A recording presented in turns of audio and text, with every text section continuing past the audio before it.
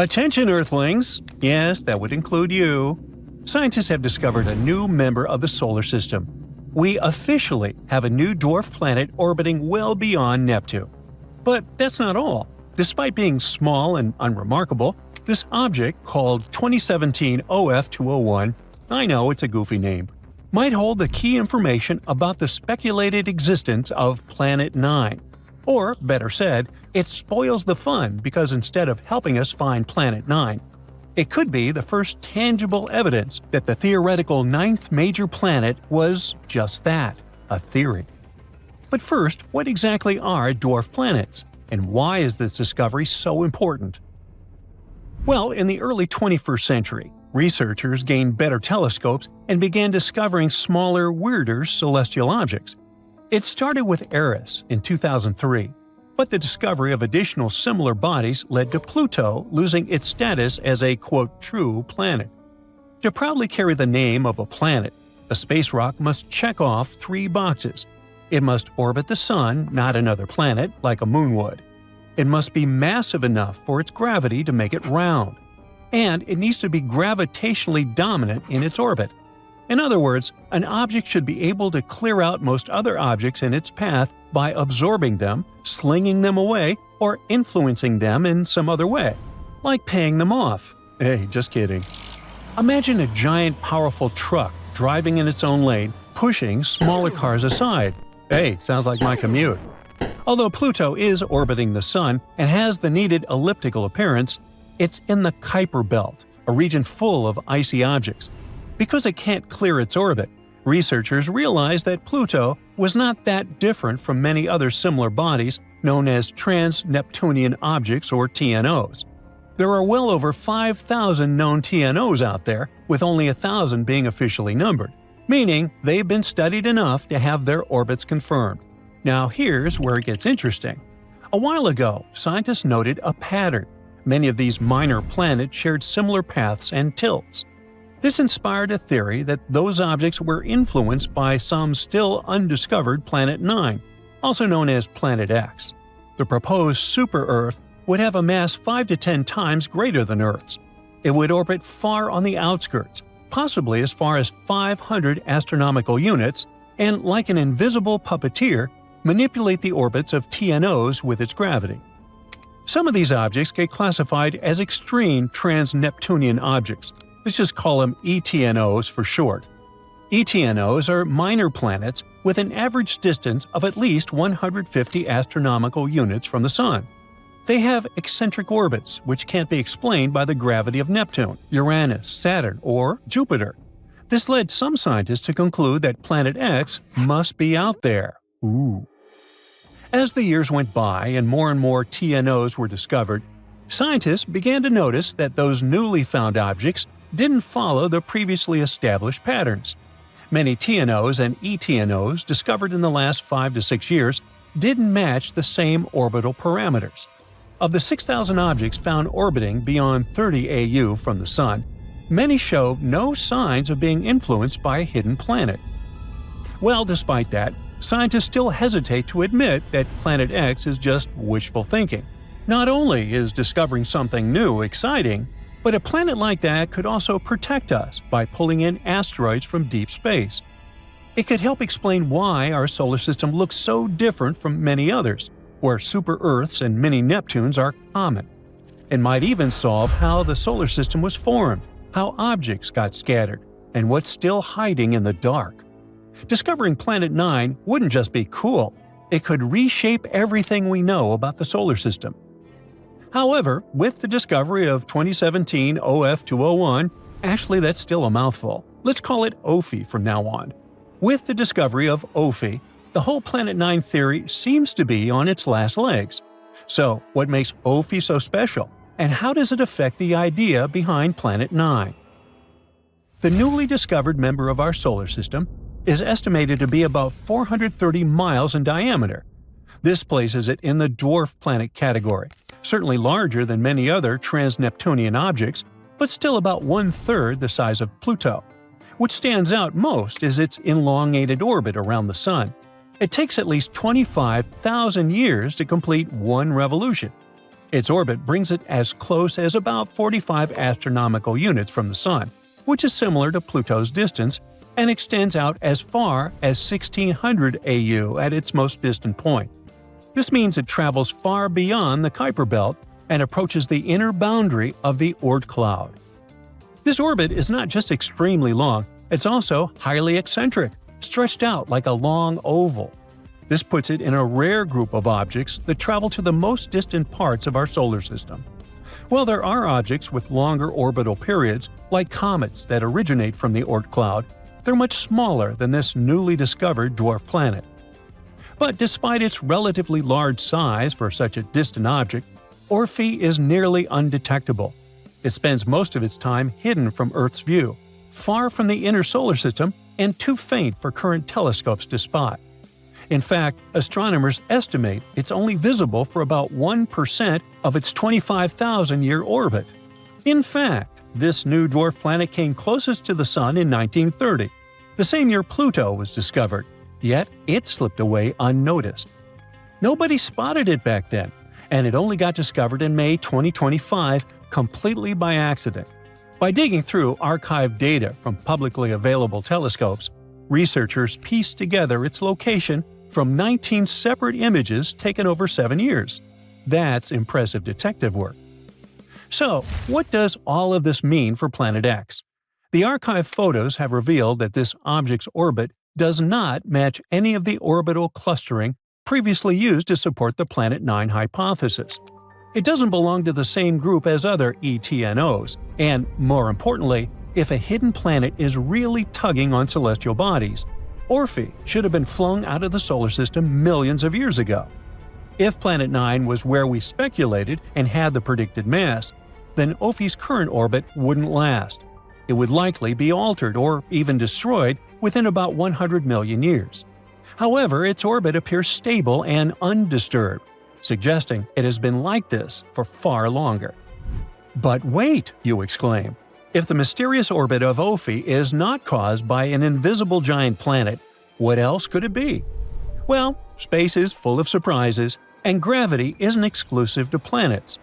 One idea is that the orbit has been stretched over time by galactic tides. Just like the Moon pulls on Earth's oceans, the Milky Way galaxy itself pulls ever so gently on everything in the solar system. It's a slow, steady force. But if you're far out enough, like Ofie is, even that gentle tug can twist your orbit over millions of years. Now, another possible explanation could be that a passing star may have come to our solar system a long time ago, especially during its formation. Back when the Sun was young and surrounded by newborn stars, one could have passed close enough to give some outer objects a gravitational nudge. That kind of flyby could have easily yanked an icy object into a stretched-out, tilted orbit. The third idea is that such unusual orbits are leftovers from the early solar system, when planets and debris were being flung all over the place. Some may have ended up in stable but extreme orbits, like Ofie, the dwarf planet. If something really is pulling on these distant objects from outside our solar system, something like the galaxy itself, then we lack models to explain it. It's remarkable that we've managed to spot Ofie in the first place. These objects only appear when close to the Sun, so we've likely seen just a fraction of what's out there. There could be hundreds or even thousands of similar rocks, all with strange orbits and mysterious origins. Which means the real mystery might not be a hidden planet, but the hidden world of space rocks quietly orbiting in the dark, waiting to be found. Have you heard about Planet 9? No, not Pluto. We're talking about something lurking on the outskirts of the solar system. A mysterious planet that exists in our solar system that we haven't yet discovered. We've been looking for it for years, but finally, it seems like scientists found a key to solve this mystery. Planet 9 is a hypothetical planet. Astronomers have been on the hunt for it for quite some time now. But it's so elusive that they've only been able to piece together a few details about its potential characteristics. One thing we do know is that Planet 9 has to be a massive world, possibly up to 10 times the mass of Earth. That's one big planet. It's also thought to be a distant wanderer, hanging out somewhere between Neptune and Pluto. Some scientists think that Planet 9 might actually be a mini Neptune, with a thick, gaseous atmosphere and a rocky core. Others speculate that it could be an icy world with a solid, frozen surface and a thick layer of hydrogen and helium gas. Of course, since we haven't actually found Planet 9 yet, we can't say for sure what it's like. We're not even sure that it even exists. Some say it's just a myth, like the Tooth Fairy or the Easter Bunny, but others are convinced that it's out there somewhere. And at the end of the day, we're not entirely sure if Planet 9 is even a planet. It might be a special kind of black hole or made entirely of dark matter. The search for Planet 9 began in the early 21st century when a group of astronomers realized that something wasn't quite right with the outer reaches of our solar system. They noticed that some distant objects, known as trans-Neptunian objects, were behaving in unexpected ways. Trans-Neptunian objects, or TNOs, are like the cosmic version of those items in the back of your fridge that you forgot about for years. They're small, icy bodies that hang out in the Kuiper belt, beyond Neptune. So, scientists noticed that these guys started behaving weirdly. At first, they thought it might be a fluke. But as they dug deeper, they began to suspect that there was a ninth planet lurking out there. Why haven't we discovered it yet, you ask? Well, it may be because of Planet 9's weird orbit. All the other 8 planets orbit the Sun in roughly the same plane, which is like a flat disk. However, our hypothetical friend's orbit is different. It might be tilted and move in a different direction compared to the other planets. Its orbit might also be stretched out like an oval, rather than being nearly circular like usual. Because of this, Planet 9 might spend most of its time far from the Sun, like a true introvert. It only comes relatively close to the inner solar system every few thousand years. This would make it super faint and hard to spot, so the only way we may discover it is by studying the gravitational effects it has on our solar system. And this isn't the first time astronomers have gone looking for a new planet. Back in the 19th century, there was a similar hunt for a hypothetical Planet X. But this time, they were armed with much better technology and a much better sense of humor. They began calling their elusive quarry Planet 9, which was much catchier than Planet X. They even came up with a hashtag for the search, Pluto Lives. It was a reference to the fact that Pluto had been kicked from the planet gang and some astronomers were eager to find a new planet to take its place. But the search for Planet 9 has been no easy task. It's like trying to find a lost sock in the laundry basket the size of a football stadium. It's so far away and so faint that even the most powerful telescopes can't see it. Instead, astronomers have had to rely on indirect evidence, like the strange orbits of TNOs, to try to figure out where it might be. Some scientists have even supposed that it might be a wandering rogue planet, which would explain why it's so hard to find. But they haven't given up hope. Till this day, they're scouring the skies using all sorts of high-tech telescopes and fancy algorithms to try and spot this elusive planet. And fear not, dear curious human, because it looks like after so many years of research, we may have finally found the key to solve this mystery. Astronomer Man Ho Chan from Hong Kong has a theory. He believes that Planet 9 could have a bevy of moons. That's right, not only is it a giant planet hiding out in the depths of space, but it's also a bit of a hoarder. Moons are all the rage in the outer solar system. In fact, almost every planet here has at least one moon, except for Mercury and Venus. Earth has just one, which is kind of sad if you think about it. Even non-planetary bodies like Pluto have at least a couple of moons. A bit unfair, isn't it? Anyway, Taking this into account, let's go moon picking with Planet 9. The region between the rock-filled Kuiper belt and the rock-filled Oort cloud, where this planet is predicted to be, should be ripe for the picking. Chan made some calculations and determined that it would be stranger if the elusive planet didn't have any satellites. According to his calculations, an object the mass of Planet 9 should capture at least 20 TNOs as large as almost 90 miles across. It's like our mysterious planet is playing cosmic Pokemon with these guys. So, what if Planet 9 has moons? Would that make any difference? Kinda, yes. They could give us some indirect clues to finally locate this mysterious planet. Now, you might be thinking, how in the cosmos can we possibly spot these teeny tiny moons? It's not like they're going to wave a giant flag or blast some Beyoncé tunes to get our attention. Well, apparently the key lies in something called tidal heating. Tidal heating might sound like a new workout trend, but it's a real scientific phenomenon. It happens when two celestial bodies are close together. You see, tides aren't just about the rise and fall of the ocean, they're also the result of gravity pulling unevenly on a planet or moon. When a planet and a moon are close enough to each other, their gravity pulls on each other, creating a bit of a football shape. And as these celestial bodies move around each other, they shift shape and generate friction inside, which produces heat. Wow, who knew that Planet 9 could have a workout routine? Perhaps we should start calling it Gym Planet instead. Anyway, if Planet 9 has any moons, the gravitational pull from these moons would cause it to change shape constantly, generating heat in the process. And we might be able to detect this mysterious planet through the heat produced by those moons, even though it gives off no other signals. Now, before you get too excited, finding them won't be a walk in the park. They're incredibly small and would be very far away from us. But hey, nothing worth discovering ever came easy, right?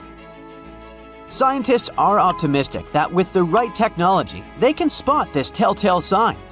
It will be easier for us to spot them with fancy instruments like modern telescopes. Talk about cool friends to have, right? Sure, the process of finding it may be difficult and time-consuming, but the potential payoff is huge.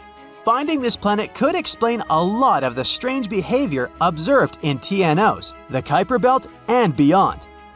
As we've already mentioned, they've been acting super weird lately, tilting and aligning in suspicious ways. If this planet doesn't actually exist, we have yet to explain what is the reason for this strange behavior. In any case, the search for Planet 9 is one of the most exciting and intriguing quests in modern astronomy. It's like a cosmic scavenger hunt, and everyone's invited to join in on the fun. So, grab your telescopes and let's go planet hunting. Who knows, maybe we'll find it sooner than we think. Now, if Earth were the size of a nickel, Neptune would be about as big as a baseball. That's impressive, but it's nothing compared to the giant ninth planet that might be hiding out there. Now, our Planet 9's discovery saga might have finally come to an end. Turns out, the problem wasn't where we were looking, but how. And researchers might have just made the biggest solar system discovery in decades. You see, the idea of finding a planet beyond Neptune has been around for years now. I know, back in school, you probably learned that the ninth planet was Pluto. But forget about Pluto, it's been demoted to a less fancy category since 2006. What I'm talking about is the Planet 9. A hypothetical giant planet that could be our cosmic neighbor. We've never actually seen it, but scientists are pretty sure it's out there somewhere, hiding in the outer solar system.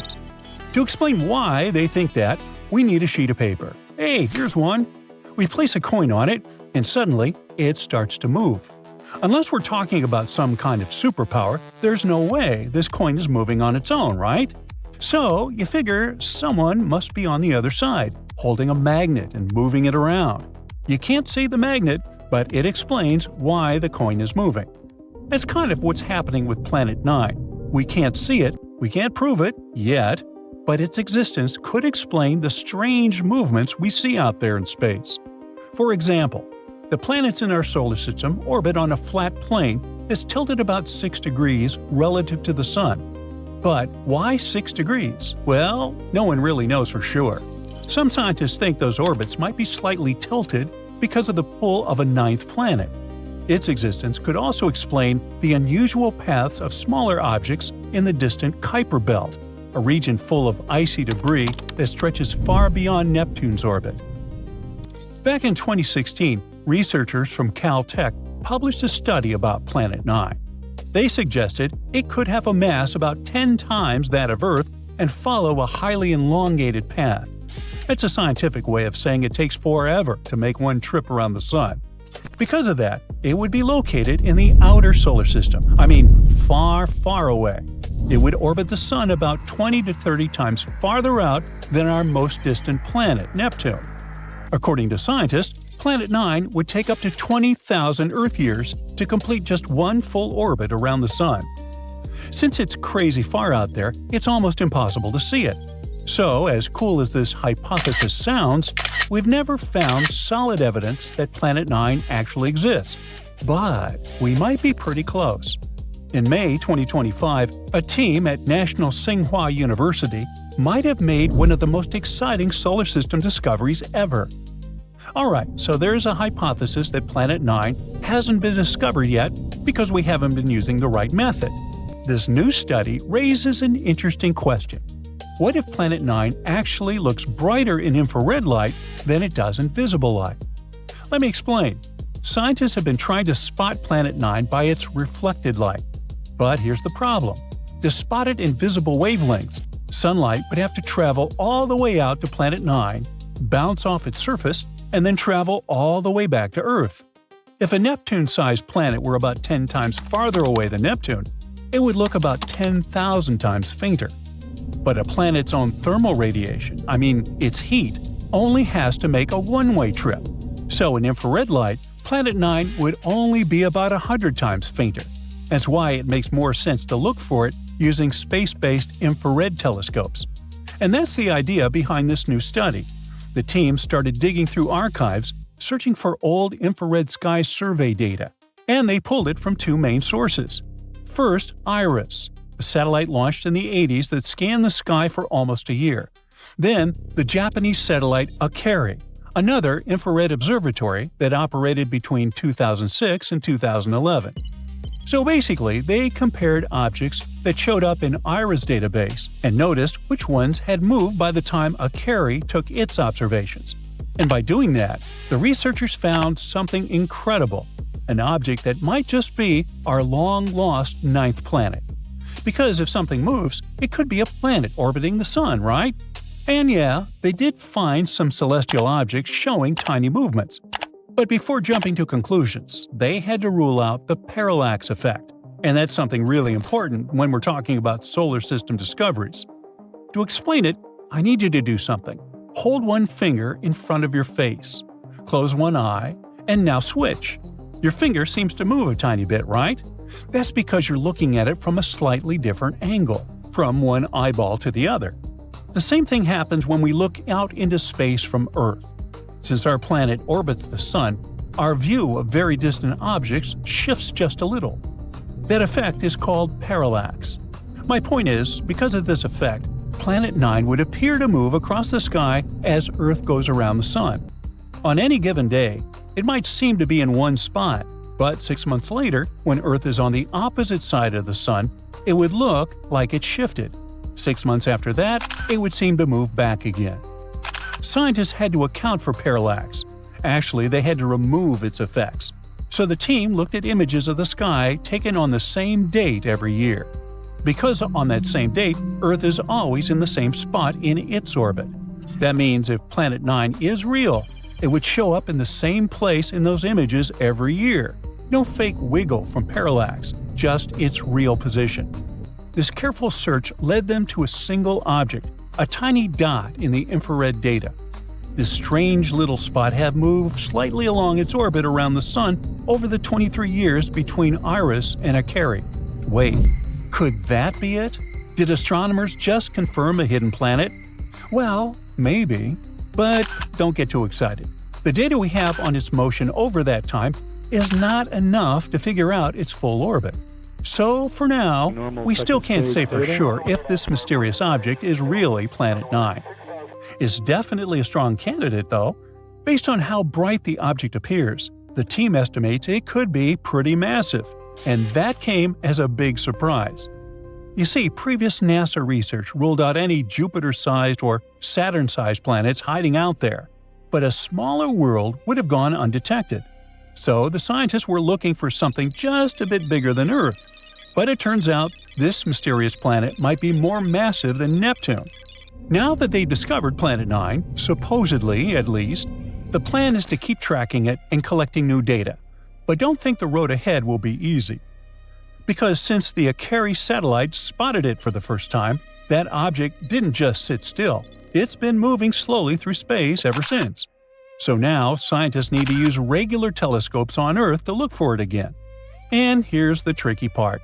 They're not exactly sure where it moved to, so they have to search a pretty big patch of the sky. And so far, no matching object has been found.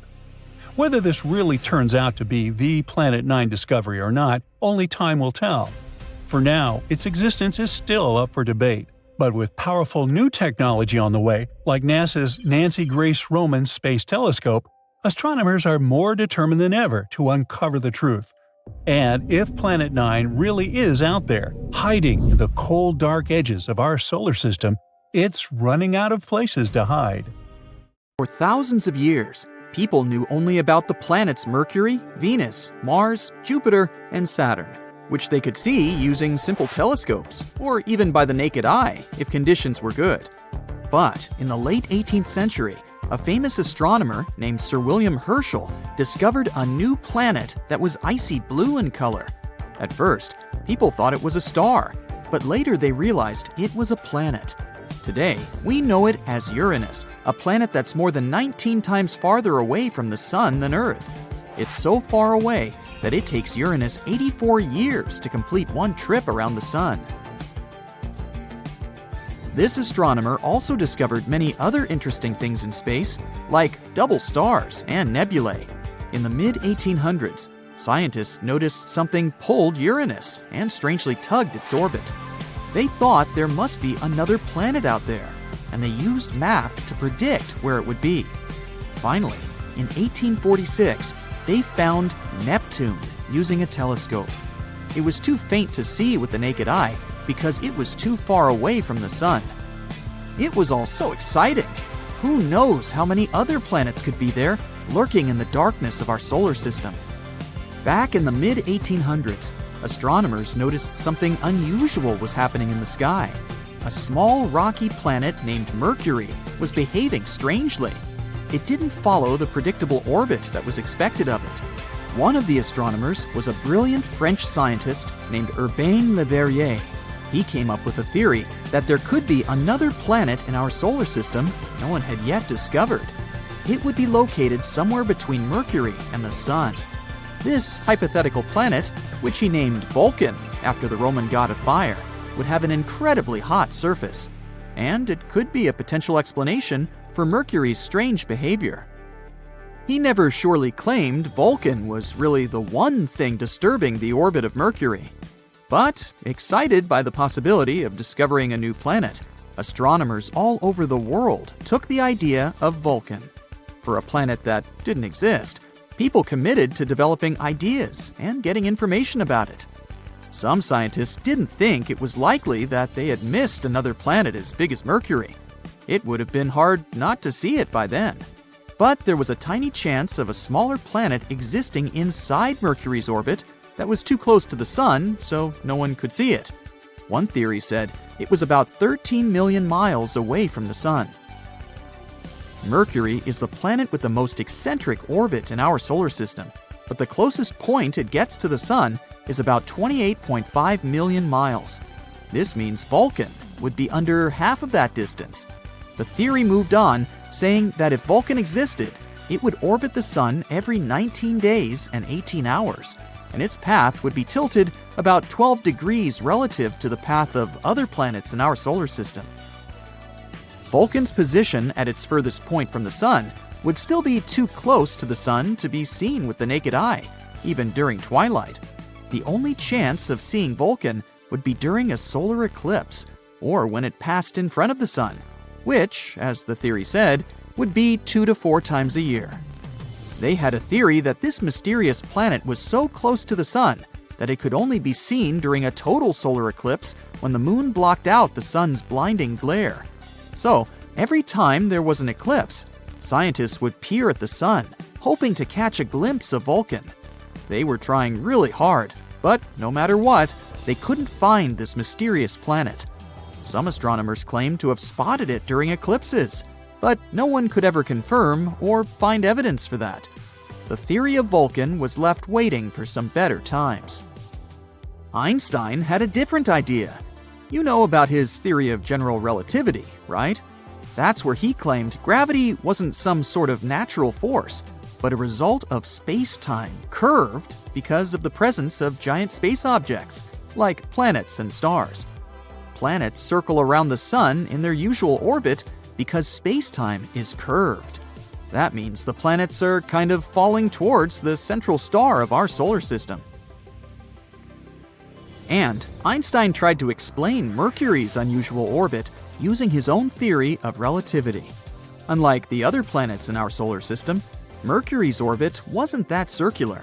Instead, it seemed to wobble slightly, as if there was an invisible force pulling it away. Einstein said this could be happening because the massive gravity of our sun was actually curving the fabric of space-time around it. He claimed it's possible this changed Mercury's orbit a little bit. It took the scientific community a while to test this theory, but it eventually seemed like the most plausible explanation. Even though Einstein's theory gave us a more elegant explanation for Mercury's strange orbit, some scientists were still holding out hope for Vulcan. It was especially hard to let go of the idea of Vulcan because Mercury is also the planet that's really hard to see from where we're standing. But later, more and more scientists started accepting Einstein's theory above their imagination. And they would observe a total solar eclipse specifically to test Einstein's theory of relativity, not because of Vulcan. And Vulcan is not the only hypothetical planet everyone was talking about. In the newer age, some believe there could be a mysterious planet lurking in the outer part of our solar system. But this one is more likely to exist. No one has seen it directly yet, but computer simulations show this so-called Planet 9, or Planet X, is probably somewhere there beyond Neptune. Neptune and Planet X could be similar in size. Planet X could be 10 times more massive than Earth and circles around our sun in an elongated shape, which is on average 20 times farther from the sun than Neptune. A year there may last between 10,000 to 20,000 Earth years. By comparison, a year on Neptune lasts 165 Earth years. Something this big moving out there beyond Neptune could explain the unusual orbits of smaller objects in the Kuiper belt. The Kuiper belt is the area of our solar system beyond Neptune and where it orbits. And there are most likely many asteroids, comets, and some other smaller bodies there, mostly made of ice. There was another hypothetical planet called Nibiru. Remember those rumors that the world could end back in 2012? One of the popular scenarios was Nibiru, which some claimed would hit our home planet at the end of the year. Of course, nothing happened. We're still here, all set and good, but the idea of Nibiru seemed interesting. Stories started in the 1970s when a man named Zecharia Sitchin mentioned Nibiru in his book, The 12th Planet, claiming it orbits the sun every 3,600 years. But there's no chance a planet with such an eccentric orbit wouldn't disrupt other planets in our solar system with its gravity. And if it was really coming that close to Earth in 2012, we were supposed to be able to see it with the naked eye. Some simple calculations showed Nibiru would have been nearly as bright as Mars at its dimmest and brighter than the faintest stars you see from a city. Oh well, maybe we'll have more luck in the next 3,500 and something years. In 2011, a comet named Elenin appeared that many people thought could be Nibiru. But when you're looking at comets and planets through a telescope, you see they appear differently. A comet has a coma, which is a gas atmosphere, together with a tail, something a planet doesn't have. Plus, this comet didn't slam into the Earth. It came too close to our Sun and fell apart. The leftover pieces will continue moving on their way to the outer solar system for the next 12,000 years. Look at this giant donut-shaped region far away from Earth, beyond the orbit of Neptune. We're talking about a distance of more than 2.5 billion miles. It's the Kuiper belt, and something eerie and bizarre is happening there. Dwarf planets and other small objects dwelling there refuse to cluster together. Instead, they follow particular orbits, which is weird. The reason might be a large, mysterious planet hiding beyond Pluto. Its gravity might be messing up the orbits of those Kuiper space bodies. Hear me out. Our solar system is made up of the Sun and everything that goes around it because of the star's strong gravity. This includes the 8 main planets: Mercury, Venus, Earth, Mars, Jupiter, Saturn, Uranus, and Neptune. There are also smaller things like moons, asteroids, and Pluto. For a long time, people thought Pluto was the 9th planet, but when it was reclassified as a dwarf planet, scientists started looking for a new Planet X. Did they have a thing about odd numbers or what? And guess what? Some really think there might be a big, icy planet hiding far, far away beyond Neptune. This mystery planet is often called Planet 9. Now, Planet 9 hasn't been seen yet, but scientists think it might be out there because of some tiny, faraway space rocks called etnos that move following bizarre, confusing paths. These paths seem to be grouped together and tilted in a way that doesn't happen by chance. This could mean there's a hidden planet pulling them into place with its gravity. If Planet 9 is real, it might be 5 to 10 times heavier than Earth. It would also be super far away, hundreds of times farther from the Sun than Earth is. Over the years, scientists have guessed different distances for its orbit, and the newest guess in 2025 says it could be about 290 times farther from the Sun than Earth. There are some cool ideas about where Planet 9 came from.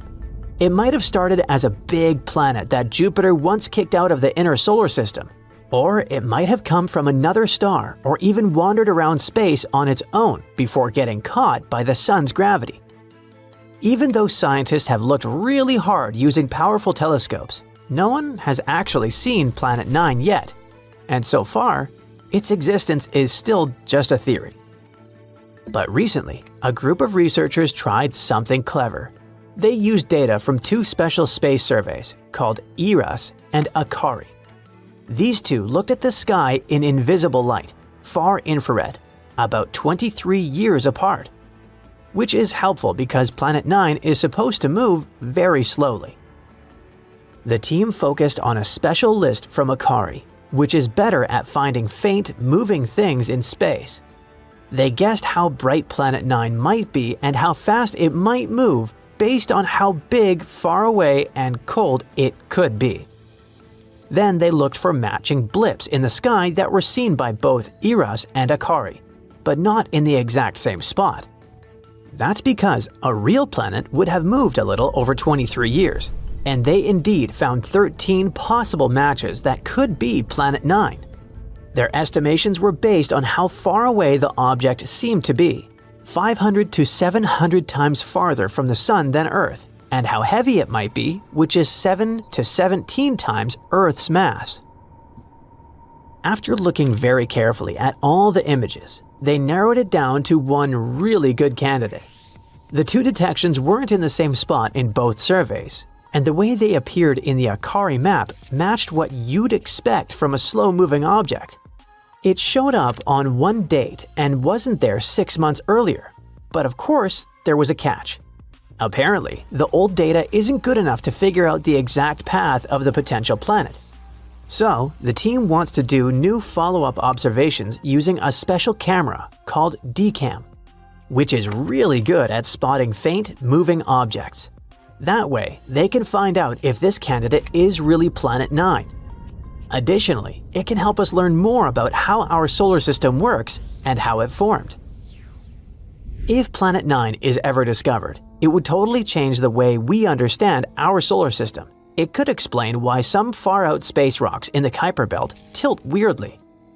The thing is, most planets go around the Sun in a flat-ish circle, but those faraway objects are tilted about 20 degrees.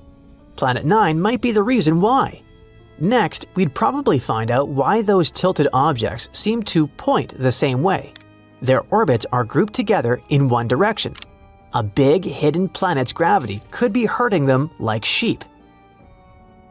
There are also some strange tilted objects super far away. They don't make sense unless something big, like Planet 9, is tugging on them. A few space rocks orbit the Sun backward between the big planets, which is kinda the wrong way. That's super weird unless something big is messing with them. Some far-out Kuiper belt objects keep crossing Neptune's path and haven't been flung away.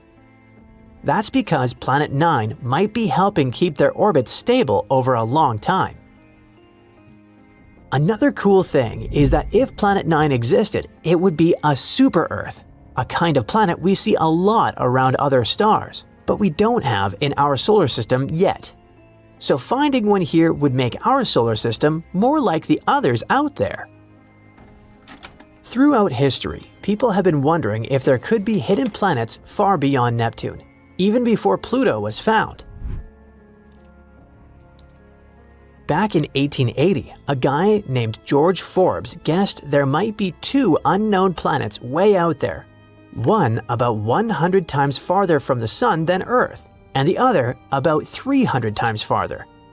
He thought these mystery planets might be pulling on some comets and changing their orbits, kind of like how Jupiter does with the comets near it.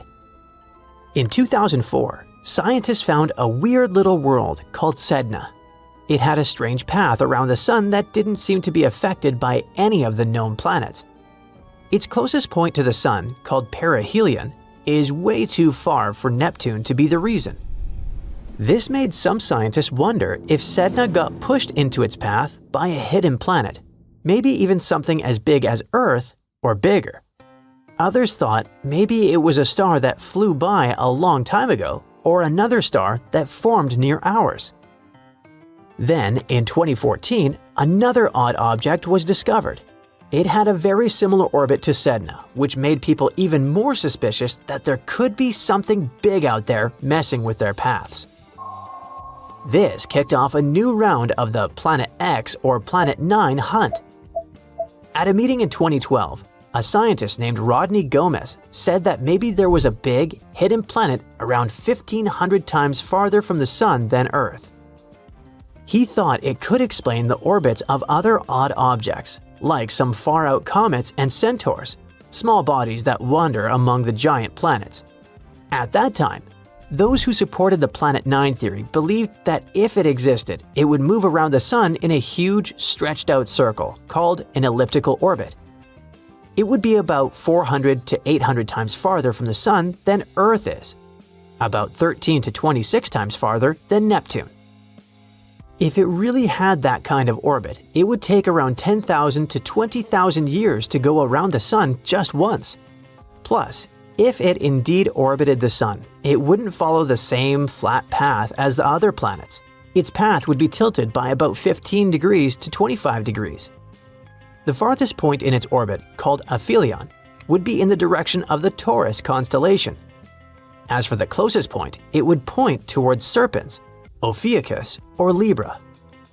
As for the composition of Planet 9, it would probably be a lot like Uranus or Neptune. It would have a thick atmosphere made of hydrogen and helium, and it would be super cold, -375 degrees Fahrenheit. Its core would be made of iron, and its middle layer would be full of rock and water ice. At the same time, if the planet was smaller and denser, then it might be more like Earth, with a rocky surface instead of a gassy one. According to a scientist named Mike Brown, if Planet 9 was real, A space probe would reach it in about 20 years if we used a powerful slingshot path around the Sun. Alright, dear viewer, let's lay it out on the table. The case is cold, just like the rock we're looking for. It's that hypothetical planet again, a real slippery character, warping orbits from the shadows. I've been following its gravitational rap sheet for years. It has left a trail of math miscalculations and confused astronomers. But it can't hide forever.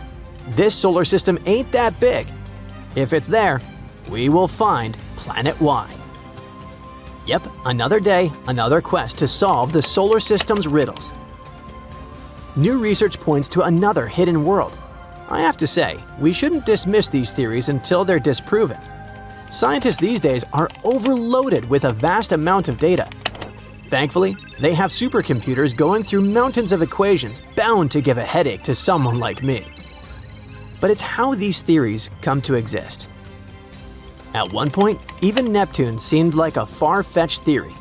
When Uranus was discovered in 1781 by William Herschel, for decades, it looked like the solar system's final stop.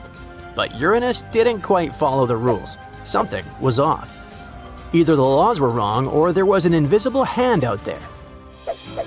Two math nerds, Adams in England and Leverrier in France, picked up the abacus, and there it was. Neptune appeared exactly where predicted. That's a cool point for math. That triumph inspired the next hunt. In the early 1900s, Percival Lowell became hooked on the Planet X theory. He was sure Uranus and Neptune were still wobbling funny, so he pictured a giant mystery world yanking their strings. His team hunted for years. And in 1930, Clyde Tombaugh found Pluto. Pluto is Planet X? Nope, not so fast. Pluto was too small, it didn't fit. The hype faded, and decades later, Voyager 2 showed that weird orbits made sense all along. Planet X, at least Lowell's version, had never existed. Then came Planet 9. In 2016, researchers noticed that distant Kuiper belt objects weren't scattered randomly. Their orbits clustered strangely, as if something was tugging them into line. They proposed a super-Earth, 5 to 10 times Earth's mass, orbiting hundreds of AU away. Simulations made it look convincing, but no one has seen it yet. A later discovery, a dwarf planet called 2017 OF201, made things even weirder. Some say it weakens the case for Planet 9. Others say it's more evidence. For now, Planet 9 is still a maybe. However, latest research points to another possible candidate, for now called Planet Y. Unlike the others, it's thought to be smaller, closer in size to Earth or Mercury, and hiding just past the Kuiper belt. Here's the big clue. Way past Neptune, some icy objects are all tilted, like a bunch of marbles moving to the same side while on a flat surface. That shouldn't happen. Gravity should have straightened them out ages ago. The simplest explanation? A hidden planet, quietly warping the outer solar system like a mischievous babysitter. Astronomers check those Kuiper belt orbits against the solar system's invariable plane, basically the balance point of all the planets combined. If things were normal, the orbits should line up, but they don't. They're all slanted the same way, like a bunch of pencils dropped on the floor, and somehow every single one points toward the same corner. According to researchers, the odds of that happening by chance are only 2 to 4%. That's similar to flipping a coin 5 times in a row and it landing on the same side each time. Astrophysicists ran their fancy calculations and came up with the simplest explanation. You guessed it, another object with strong gravity. The math shows that a world somewhere between the size of Mercury and Earth, orbiting 100 to 200 AU from the Sun, could maintain that tilt. Not too big, not too small, not too far, just the right size and distance to warp the Kuiper belt without throwing everything else into chaos. And here's where it gets fun. In theory, Planet Y could coexist with Planet 9. Planet 9 is supposed to pull icy orbits into clusters, kind of like a sheepdog rounding up sheep. Planet Y doesn't cluster anything. It tilts the whole playing field instead, which means if both turn out to be real, we might have two hidden planets shaping the edges of our solar system in different ways. So why haven't we seen this mysterious neighbor yet? Simple, it's faint. At 100 to 200 AU, sunlight is thousands of times weaker than here on Earth. A planet that far away could only reflect a tiny trickle of light. To our telescopes, it would look like a barely visible speck drifting across a crowded star field. Kind of like trying to spot a sleeping gray cat in a dark cellar with only faint moonlight coming through the window. It doesn't help that Planet Y would move at a snail's pace across the sky. Snap a photo one year and another a few months later, and it might not even look like it moved. Older sky surveys weren't designed to catch something that faint and slow. They're great for spotting fast-moving asteroids near Earth, but hopeless for a dim tortoise crawling at the edge of the solar system. But the hunt isn't over. Astronomers are putting their hopes on the Vera Rubin Observatory. This massive new telescope will take pictures of the night sky in unprecedented detail. If Planet Y is out there, Rubin could be the one to find it. And if it isn't, well, Rubin will give us the best proof yet that it doesn't exist. Who knows, maybe it spots something entirely different. But what if Planet Y is real? Where did it come from? Perhaps it's a leftover chunk from the solar system's wild early years. Billions of years ago, when Jupiter, Saturn, Uranus, and Neptune were still migrating, massive chunks of rock and ice were flung around like cosmic bumper cars. Some merged to become the planets we know today. Others were kicked out entirely, ejected into interstellar space. Planet Y might be one of the lucky survivors, massive enough to hang on in a stable orbit at the fringes. Another possibility is way cooler. Maybe it's a rogue planet. Planet Y might just be the cosmic equivalent of an adopted kid or a wandering stray that found a home. So what would it mean if Planet Y was real? First, it would mean a lot of textbooks getting another edition. New picture books as well. It would also challenge how we think planets form. A Mercury to Earth mass that far doesn't fit the standard model of planets forming near the Sun and staying put.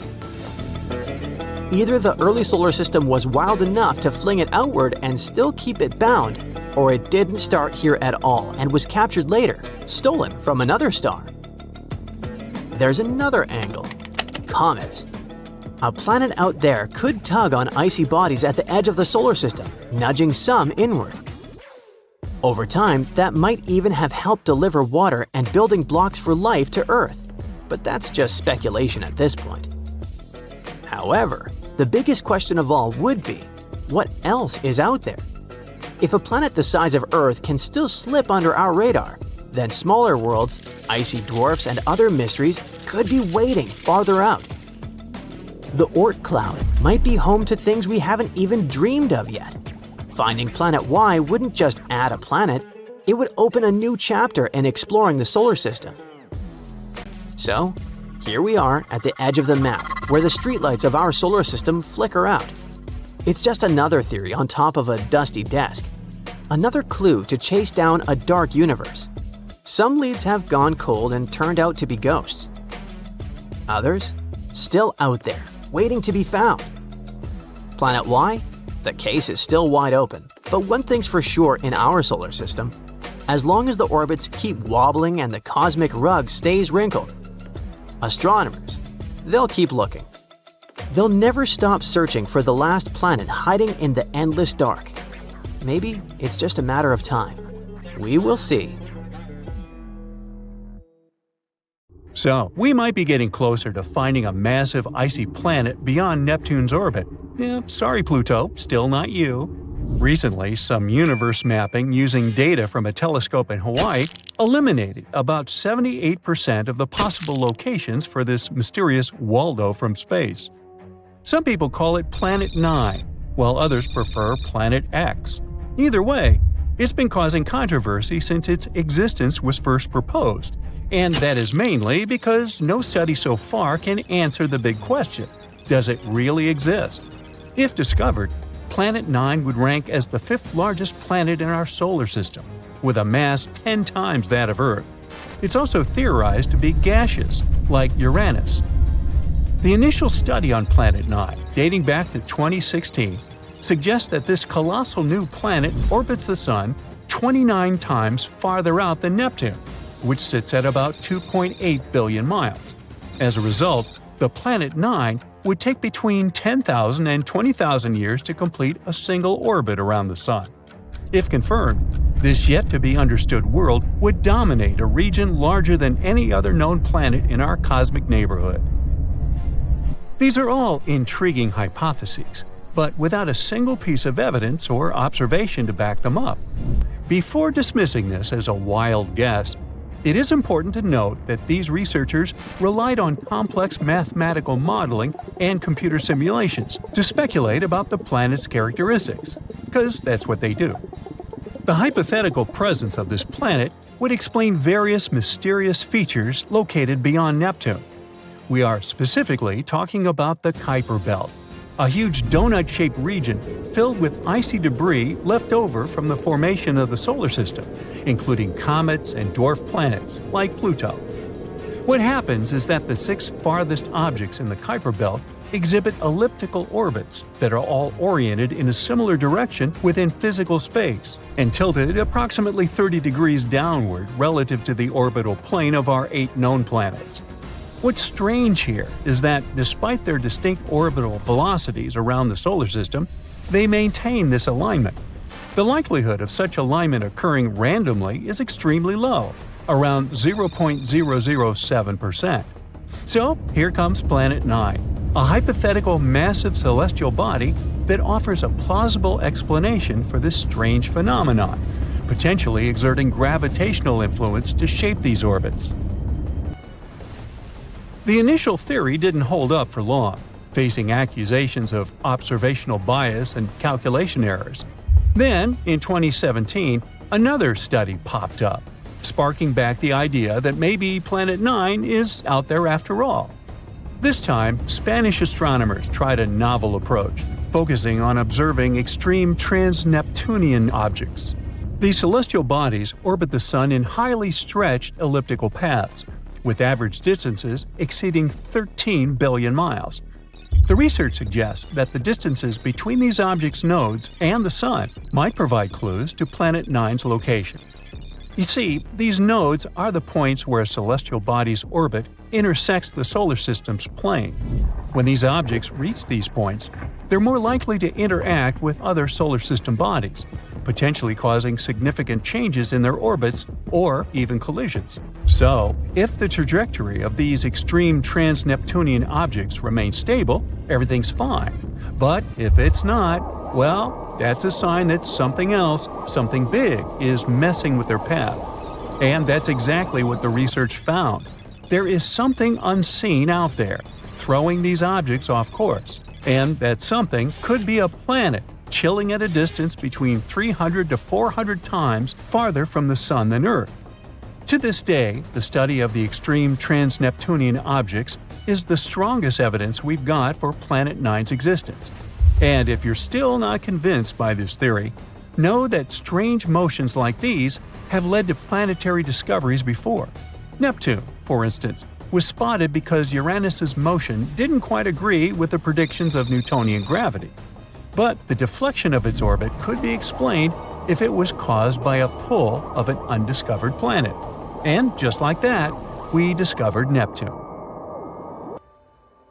Now, the year is 2021, and there's all this buzz about Planet 9 again.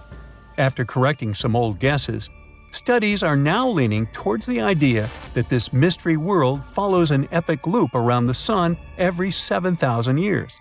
That is massive news, because it means this planet might be closer than we ever thought, making it easier for our telescopes to spot it.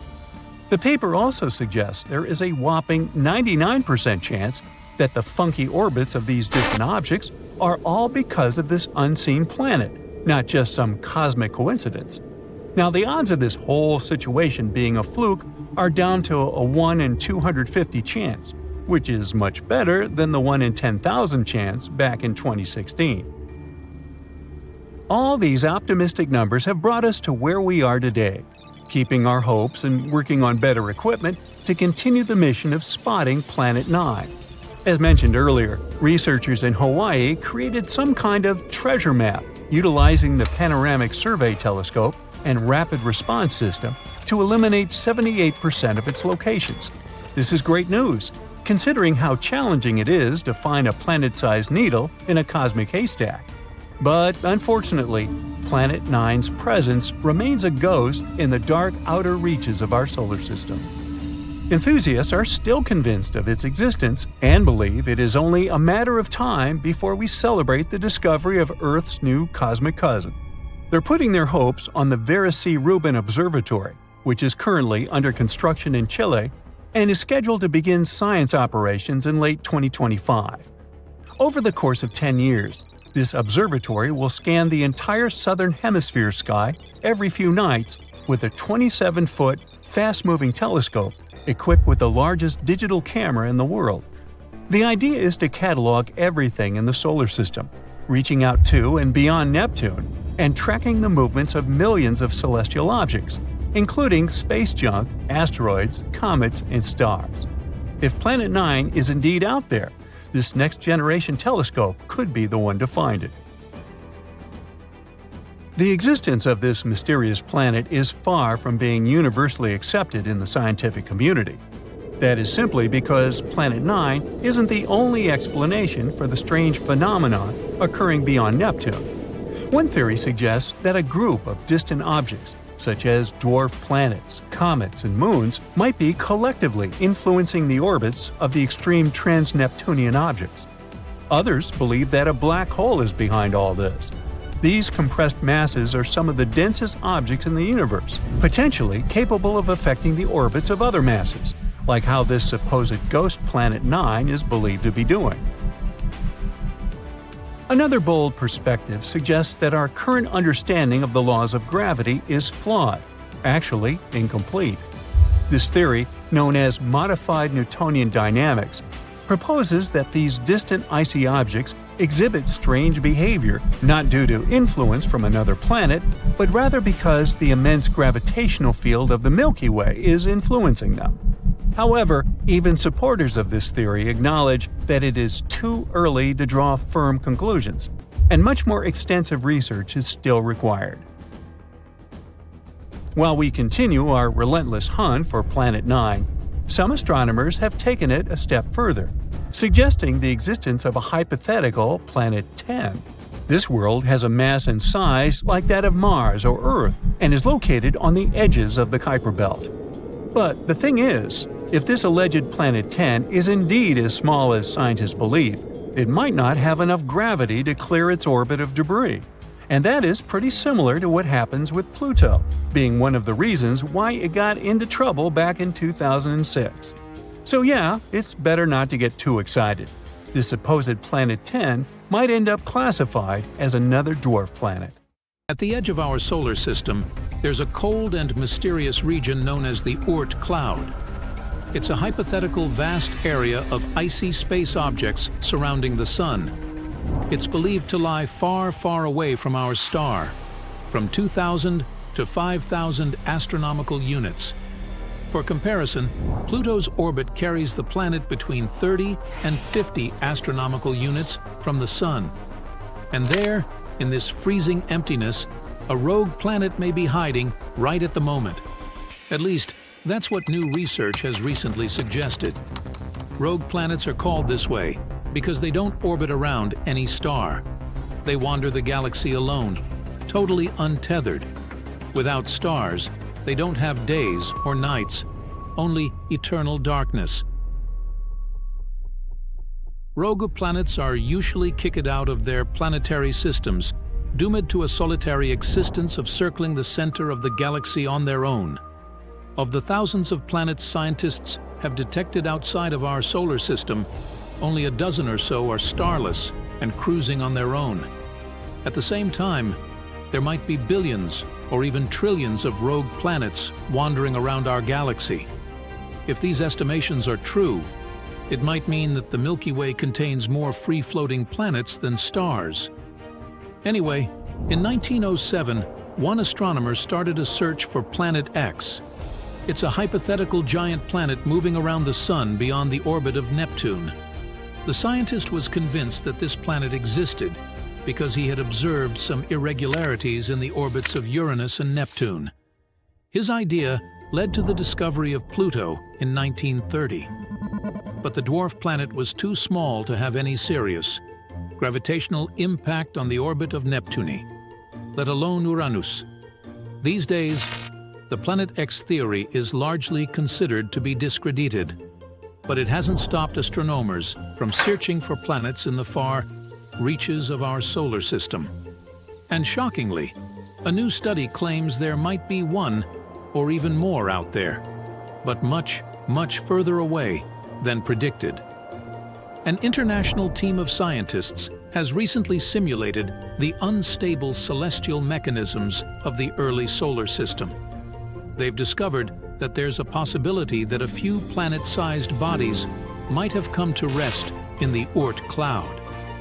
You see, about 4.5 billion years ago, when the solar system was just forming, it was a hectic and unsettled place. Gravity sent debris from the cooling protoplanetary dust cloud hurtling around like cosmic tennis balls.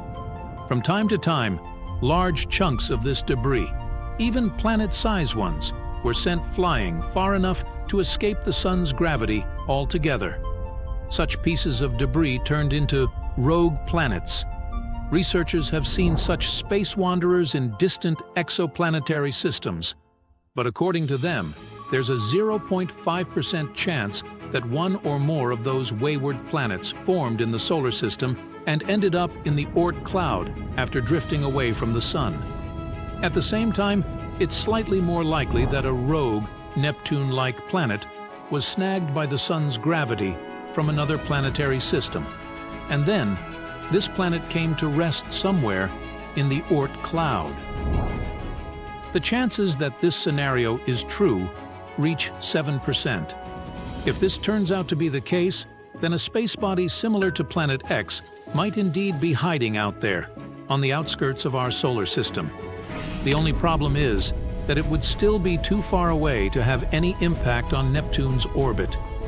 In any case, most researchers are convinced that the Oort cloud is made up of a collection of way smaller icy objects. But given the distance to the Oort cloud and its enormous size, we may never really figure out what is lurking out there. Our solar system might have some more planets up its sleeve. We know about 8 official planets, but they're not the only ones that survived the chaotic formation of our solar system 4.5 billion years ago. Astronomers say there are 3 categories of planets in our solar system. We're in the first one, the 4 rocky inner planets, Mercury, Venus, Earth, and Mars, that peacefully orbit the Sun. They're located within the main asteroid belt that separates Mars from Jupiter, which is in category number 2.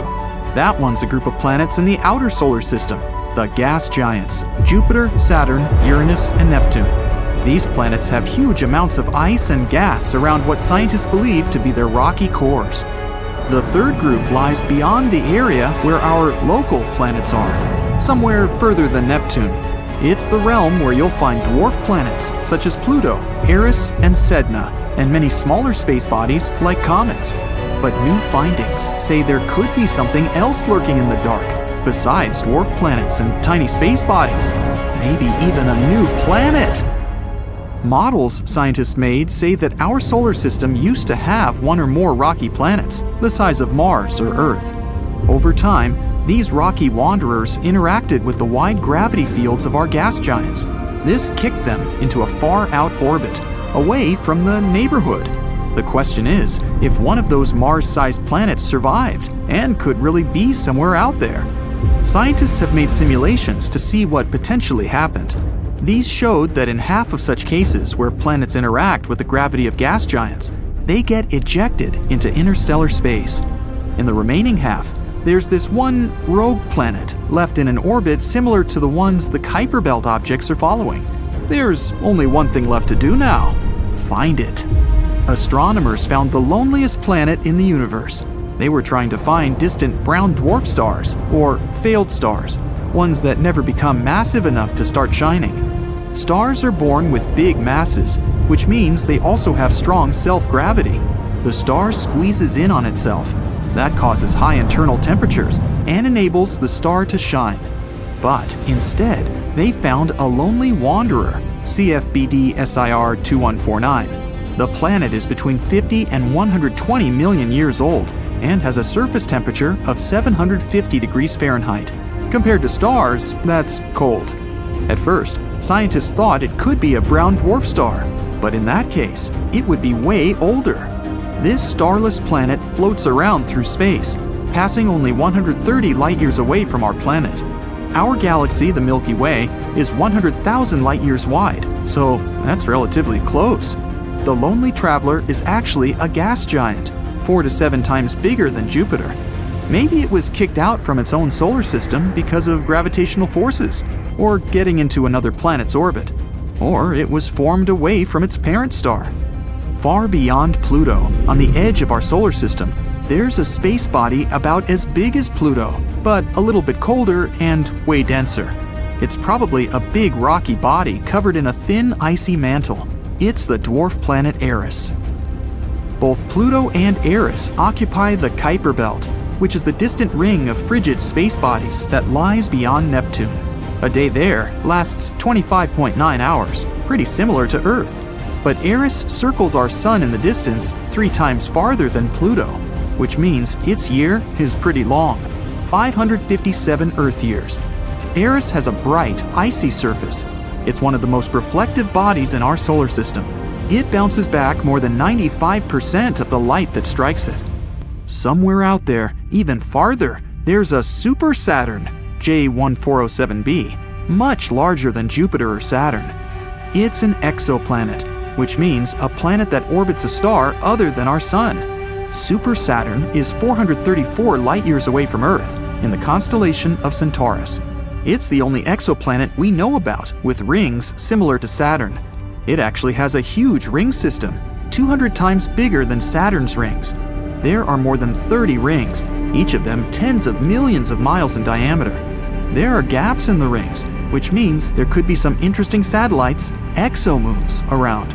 If this super Saturn could swap places with our regular Saturn, its rings would absolutely dominate our sky. You could look up and easily see them. The view would be amazing because they would appear much bigger than a full moon. Scientists have found thousands of planets outside of our solar system. Some are dense as iron, while others are airy and light. And then there's the water world, GJ1214b, a steamy world, bigger than Earth and smaller than Uranus, 40 light-years away from us, in the constellation of Ophiuchus.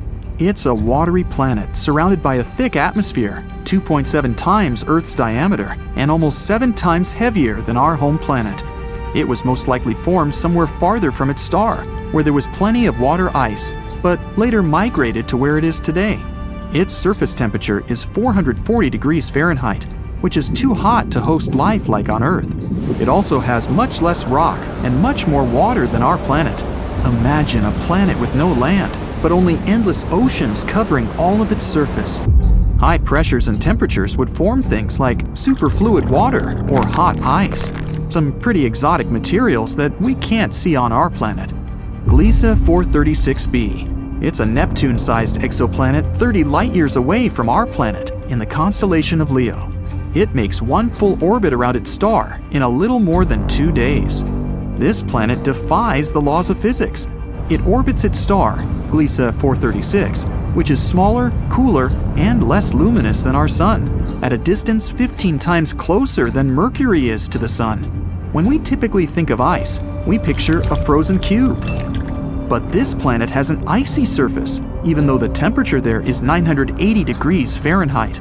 This temperature is way above the melting point, but the ice remains solid and burning hot. This happens because of very strong gravity. It compresses the water vapor in the atmosphere into solid ice. The pressure here doesn't allow the ice to melt, no matter how hot the surface is. Now imagine being on a mysterious planet and it suddenly starts raining sapphires and rubies. one distant exoplanet, HAT P7b, a gas giant 1,000 light-years away from Earth in the constellation of Cygnus and 16 times bigger, has specific weather and pretty violent storms. Rubies and sapphires are scattered across the planet when it's raining. On the planet's night side, there's a high amount of corundum in the atmosphere. And corundum is what mineral gems such as sapphires and rubies are made of. Clouds of corundum give such an amazing view. The planet is plagued by severe winds that often turn into powerful storms that push huge masses of those clouds across the planet. Although the planet is uninhabitable, it would certainly be cool to come there and pick up some gems. Still, the weather is pretty wild. Plus, the temperatures are over 4,600 degrees Fahrenheit. By comparison, Venus is the hottest planet in our solar system, and its temperature is only 900 degrees Fahrenheit. Looking over the expanse of space, you can see a beautiful little blue dot in the endless darkness. It's an exoplanet, HD 189733b, that lies 63 light-years from us in the constellation of Vulpecula. But it's way hotter and larger than our planet, around the size of Jupiter, and it completes its orbit around its host star in only 2.2 Earth days. That orbit is so close that the planet is most likely tidally locked. That means it's always showing only one face to its star, like our moon always shows one side to Earth. The weather here is crazy. The winds blow at up to 5,400 miles per hour, which is 7 times the speed of sound. The fastest wind on Earth only hit the mark of 230 miles per hour. And it gets better. The rain here is not made of water, but of molten glass. Clouds are made of silicate atoms and particles. They are the key element that gives the planet its cobalt blue color, not the reflection of oceans, which is the case with Earth. Earth used to be purple. Today, even when you look at our planet from space, you see a lot of green. The green we see in nature is there because of photosynthesis, the process where plants transform energy coming from the sun into energy they need to live and to produce oxygen for us. The main part of the process that gives plants the green color is the chlorophyll pigment. A long time ago, instead of chlorophyll, there was a molecule called retinol. Its pigments absorb yellow and green light and turn it into red and blue, so the Earth was more purple. And then there's a pink planet, GJ504b, far away from us, in the Virgo constellation, 4 times more massive than Jupiter. It's a newly formed exoplanet, around 160 million years old. By comparison, the Earth is 4.5 billion years old. If we could go there, we would see an incredible world that glows from the heat of its formation. Everything around you would be colored magenta. Dark, mysterious, cold space.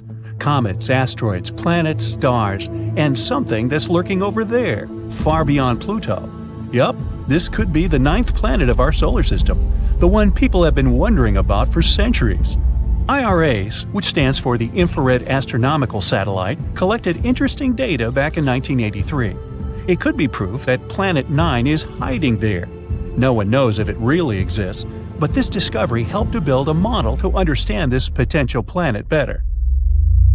And in 2016, scientists found out that some small space objects in the Kuiper belt were orbiting a bit oddly.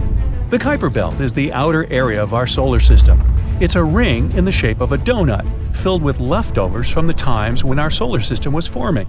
You can find this donut beyond Neptune. The objects in that region of space have weird orbits, almost as if a big body with strong gravity is pushing them away. Knock knock, Planet 9 again. The theory says it might be 5 to 10 times the mass of our own planet and up to 20 times further away than Neptune. The astronomical unit equals the distance between our planet and the Sun. Pluto is approximately 40 astronomical units from the Sun, but Planet 9, if it exists, is 400 to 800 astronomical units away. It would take 10,000 to 20,000 Earth years for this mysterious planet to make a single circle around the Sun. This makes it harder for us to catch this space body. There's a theory Planet 9 may have formed between the orbits of Jupiter and Neptune, similar to the rest of the gas giants in our solar system. The gravitational force of one of the 2 huge planets probably kicked it out of its orbit. Oh no. Then Planet 9 could get ejected further away from the 8 planets we know about. It ended up as some sort of icy waste, quite small at the beginning. But as time went by, Planet 9 has cleared its orbit of frozen pieces of rock and dust and finally formed into a real planet. Another theory says that this could be a planet another star lost on its way while it was passing near our solar system. In any case, Planet 9 probably doesn't reflect that much sunlight since it's so far away, and astronomers aren't sure where exactly they should look for it. Space is dark, mysterious, endless, obviously.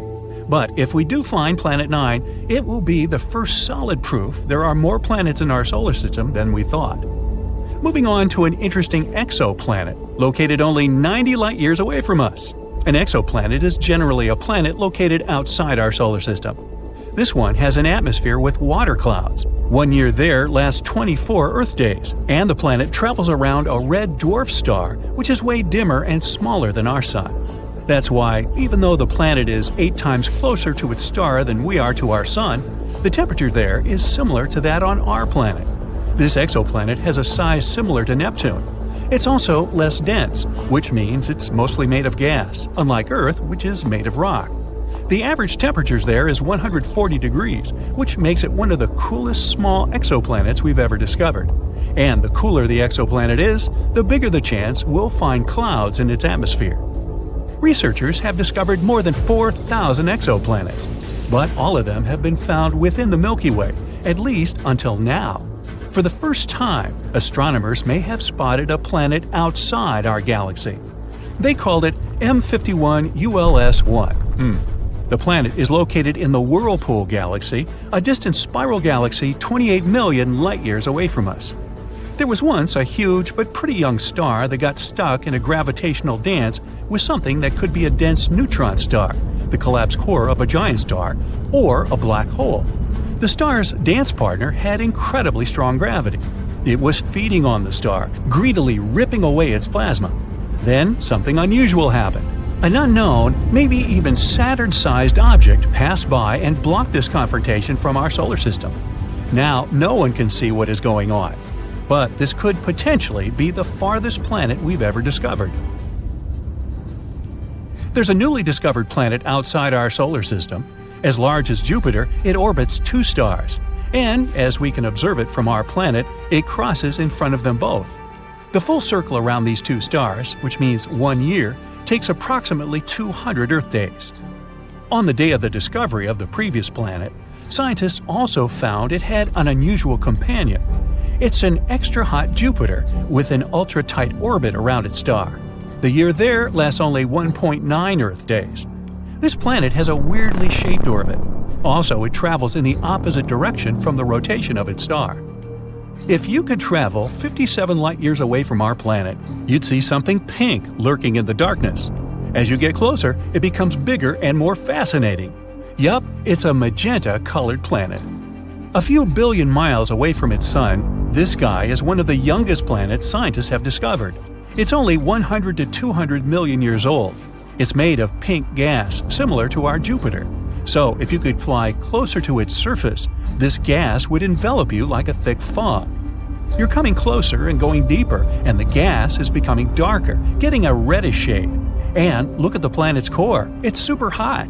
Because of its high temperature of 460 degrees Fahrenheit, this planet is like an oven. The heat is the reason the planet glows so brightly. You'll also notice the sky is hazy pink, with clouds made of droplets of frozen water, similar to ours.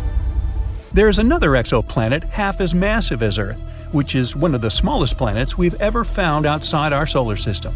It has a diameter of 5,600 miles.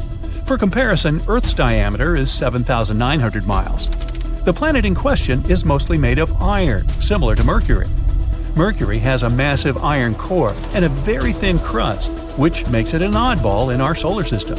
At its early stages, it collided with some space body at least once. That collision pulled its outer layers away, which is why only the firm iron core remained. Maybe this exoplanet participated in a huge space crash too.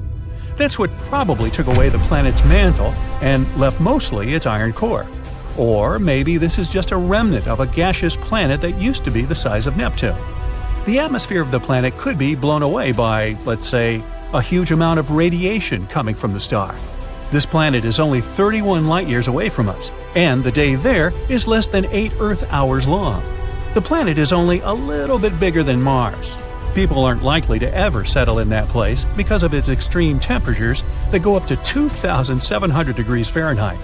There might even be molten lava on the side of the planet that faces its star.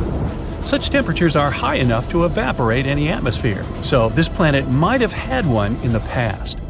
Generally, gas giants like Jupiter can't support life because they have extreme weather conditions, temperature, and pressure, and there are no building blocks that might create life.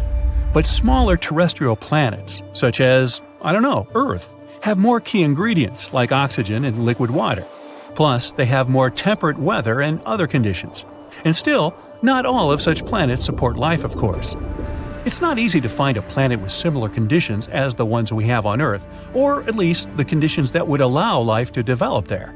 But meet Kepler-22b, one of our most promising findings.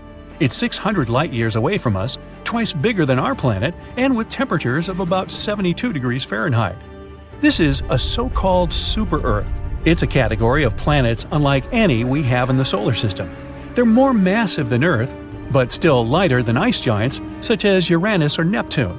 Super-Earths can consist of rock, gas, or a mixture of these two. Kepler-22b is within the habitable zone of its parent star, which is less bright than our Sun.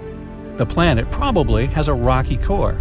It may have an ocean, but it doesn't host any life. At least, we don't know about it yet.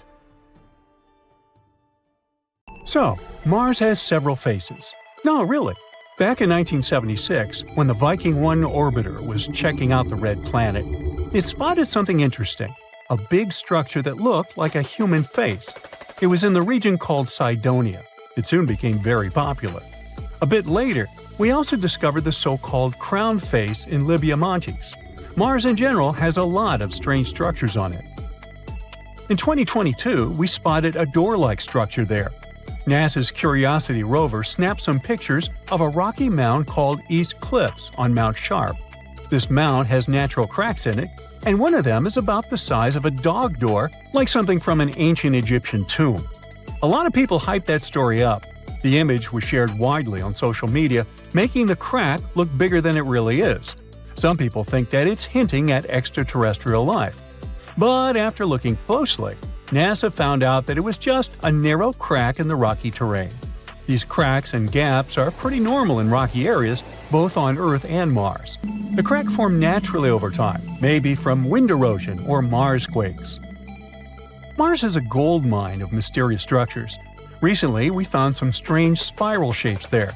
These are giant coils made of lava, and they look like big springs or loops. For years, we weren't sure whether Martian valleys were formed by lava or ice. These lava coils are shedding light on that mystery. Now, thanks to higher-resolution images from NASA's Mars Reconnaissance Orbiter, researchers have spotted 269 lava spirals that can't be explained by ice-related activities.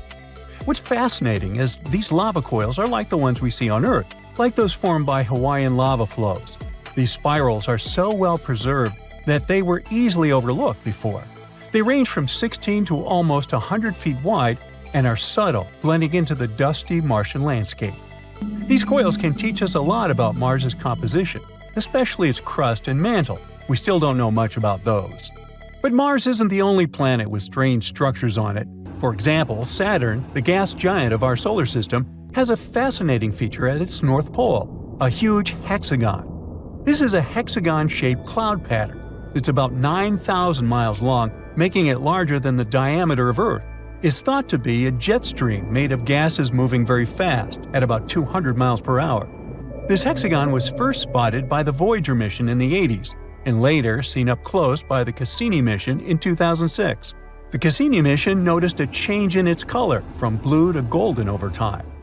There are different ideas about why Saturn has this thing. One theory suggests it forms because of the way winds move at different speeds near Saturn's poles. Similar shapes were created in lab experiments when liquids were rotated at different speeds. Another idea suggests that a slow spinning stream of air, along with Saturn's special weather patterns, might be responsible. In 2020, we found that when storms are surrounded by winds swirling in the opposite direction, they can create a steady hexagon shape. So far, this is the most likely explanation. Saturn also got lucky with the bizarre moons. One of them is called Lapidus. This moon has a weird feature, a huge ridge that wraps around its middle like a giant belt. This basically makes it look like a giant walnut. Where's my nutcracker? This ridge is incredibly tall by our standards, around 8 up to 12 miles high and stretching 124 miles wide. It covers more than 3/4 of the moon's surface and is considered the third largest mountain range in the entire solar system. Now, we don't have a clue about how this enormous ridge formed. It's unlike anything seen on other planets or moons. There's one idea, though. The ridge might be the remnants of a dead moon. Let's say billions of years ago, a colossal impact shattered chunks of material off Lapidus. These pieces circled around the moon, forming a mini-moon or sub-satellite. And over time, the gravitational pull of Lapidus tore this mini-moon apart, creating a ring of debris around it. As the debris from this ring fell back onto Lapidus, it built up the massive ridge we see today. They think this process happened quickly, maybe over centuries. Saturn's gravity didn't interfere because, luckily, Lapidus was quite far away from it. If Lapidus was closer to Saturn, its moon might have been pulled away. But we do need more simulations to see if this theory is true. Titan, another one of Saturn's moons, also has some weird stuff going on in its methane seas. Scientists have spotted these strange bright spots called magic islands that seem to pop up and disappear over time. We have no idea what they are. Titan's atmosphere is packed with complex organic molecules that clump together and fall to its surface like snow. These magic islands might be snow clumps that soak up methane and sink very slowly. But there's a problem. In water, molecules stick together, which is why stuff can float on top of it. But methane is different. It likes to grab onto other molecules, so it makes any solid thing sink immediately. Yet, these magic islands don't sink. There's a theory that these islands might be like sponges made of ice with lots of holes. When pieces of this holy ice come loose from the edge of the lake, they can float on Titan's seas for a bit before going down under. There are also other ideas, like bubbles of nitrogen gas or waves caused by wind. We need more research to know for sure. Moons like to be weird. Just look at our own one. In 1971, we found a patch with missing soil on our moon, and it looks like a blue lake. They call this mysterious spot Ina. We first spotted it during the Apollo 15 mission in 1971. Later, the Apollo 17 mission took clearer pictures of it. This spot, shaped like a bluish D letter, is one of the weirdest things on the moon. The color comes from special rocks rich in titanium called basalts. These rocks cover Ina's floor and make it look blue. There are also bluish areas near the edges of the mounds inside Ina. Ina is unique and probably has a long history. It might have had volcanic activity, with mounds that are about 3.5 billion years old. It's similar to the surface age of the volcanic field that surrounds Ina. Now, our moon has its own face, just like those on Mars. There's an area near the moon's south pole that looks like a face, but it's just a bunch of craters and shadows that happen to make an image resembling a face when seen from far away. These craters have been there for billions of years and cover about 16% of the moon's surface. Some of these craters might even have water and ice inside of them. You might be wondering why there are so many faces in our solar system. Well, that's because our brains are wired to recognize faces, even when there aren't any. It's a phenomenon called pareidolia. Our brains try to make sense of shapes, so when we see something that looks a bit like a human, our brain turns it into one because it's familiar. Like when you see a shadow figure on a chair with clothes, or even on Mercury. Some people see shapes like Mickey Mouse. So don't worry, it's not extraterrestrial life. It's our brains that play tricks on us, making us see familiar shapes like faces even where they don't really exist.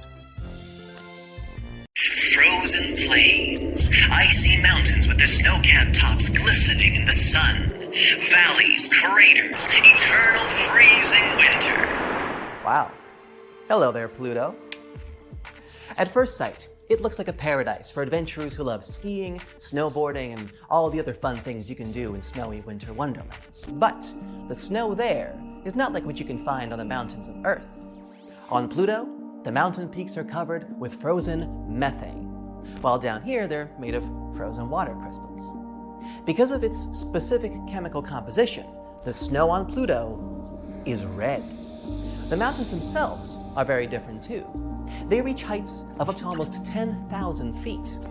But they're not rocky like ours, looking more like huge blocks of ice.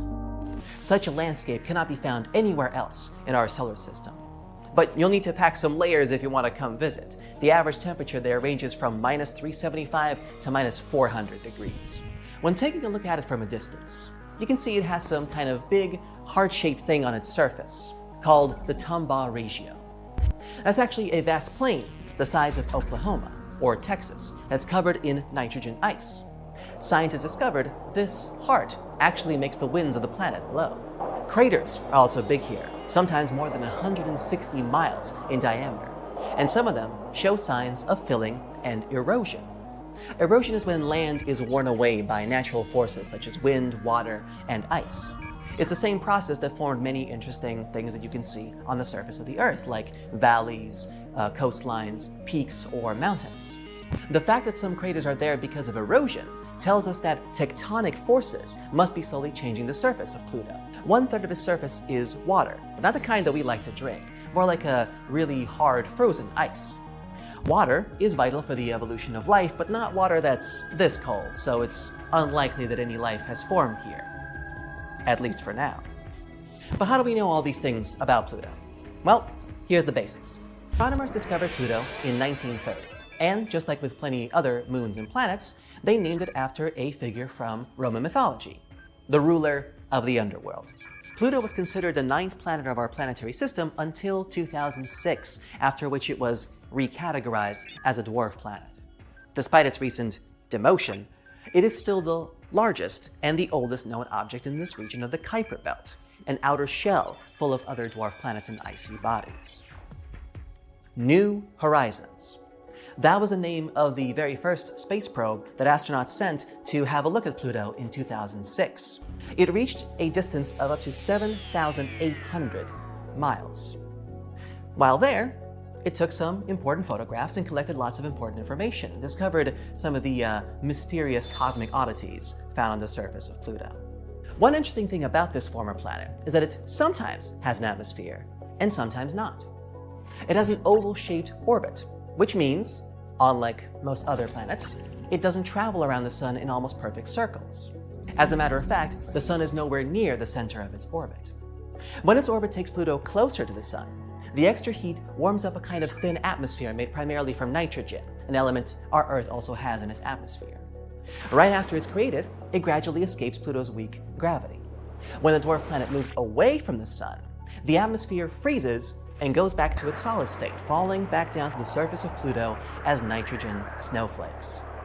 Pluto's interior is supposedly warmer than its surface. Some believe there's even an ocean deep underground. Despite being the largest known body in the Kuiper belt, Pluto is still pretty small. It is smaller than the Earth's moon, around half the width of the United States. It has 5 spinning moons of its own, the biggest one half the size of Pluto itself. Our days last 24 hours, while one day on Pluto lasts 153. Earth needs 365 days to orbit the sun, while a year on Pluto lasts 248 Earth years. So, no birthdays there at all. It sits 3.6 billion miles from the sun, which is 40 times the distance of the Earth stands. If you were standing there, on Pluto, watching the night sky, you'd see the sun as just one small distant star, indistinguishable from the rest. Since Pluto has been demoted, Neptune is now the most distant planet of our solar system. It's also pretty fascinating. It's actually a huge ball of ice and gas. Yes, it's the densest gas giant in our solar system, but you still couldn't stand or walk on its surface. You would simply sink in. But if you could stand, you'd notice that the gravity force is similar to what we have on Earth. Despite its impressive size, though, Neptune is not visible to the naked eye from here. It's the windiest and coldest planet. And one year there lasts 165 Earth years. Still no birthdays. It takes more than 4 hours for the light coming from the sun to reach Neptune's surface. Our next gas giant is Uranus. 1 year on Uranus lasts 84 Earth years, so you can maybe get one birthday in there. but you better make it count. Just like Neptune, Uranus can't be seen without the help of advanced technology. The rest of the 6 planets can. But you can still see all 8 of them with binoculars or a smaller telescope. Now, pause the video, see if you can make your astronomy teacher proud, and try to remember which planet comes next in order from furthest to closest to the Sun. You got it? That's right, it's Saturn, A+. Saturn is the 2nd biggest planet of our solar system, right behind Jupiter. And another gas giant where you'd sink in if you tried to walk on it.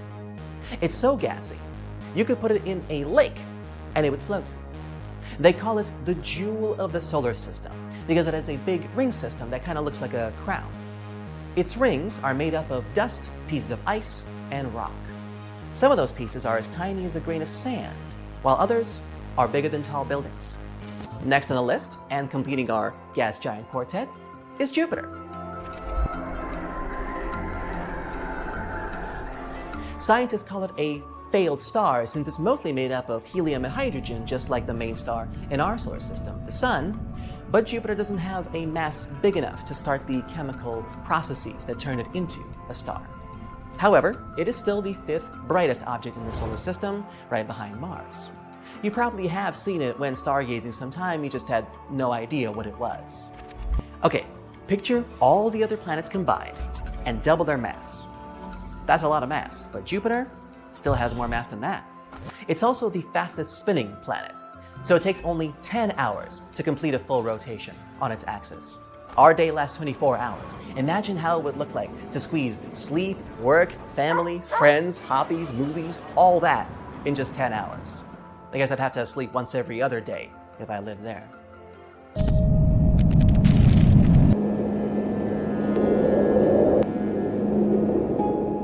Now, picture this. Magnificent tall mountains, giant dust storms, volcanoes, deep valleys, craters. Mars. That red jewel scientists keep talking about being a potential new home for us. There were even some small meteorite pieces found on Earth that scientists realized were ejected from Mars. That's how close we are. If you love sunsets, you would definitely enjoy the ones here because they're incredibly blue, while the daytime sky is pinkish red. But when on Mars, you'd only see the sun at half its size compared to what we see on Earth.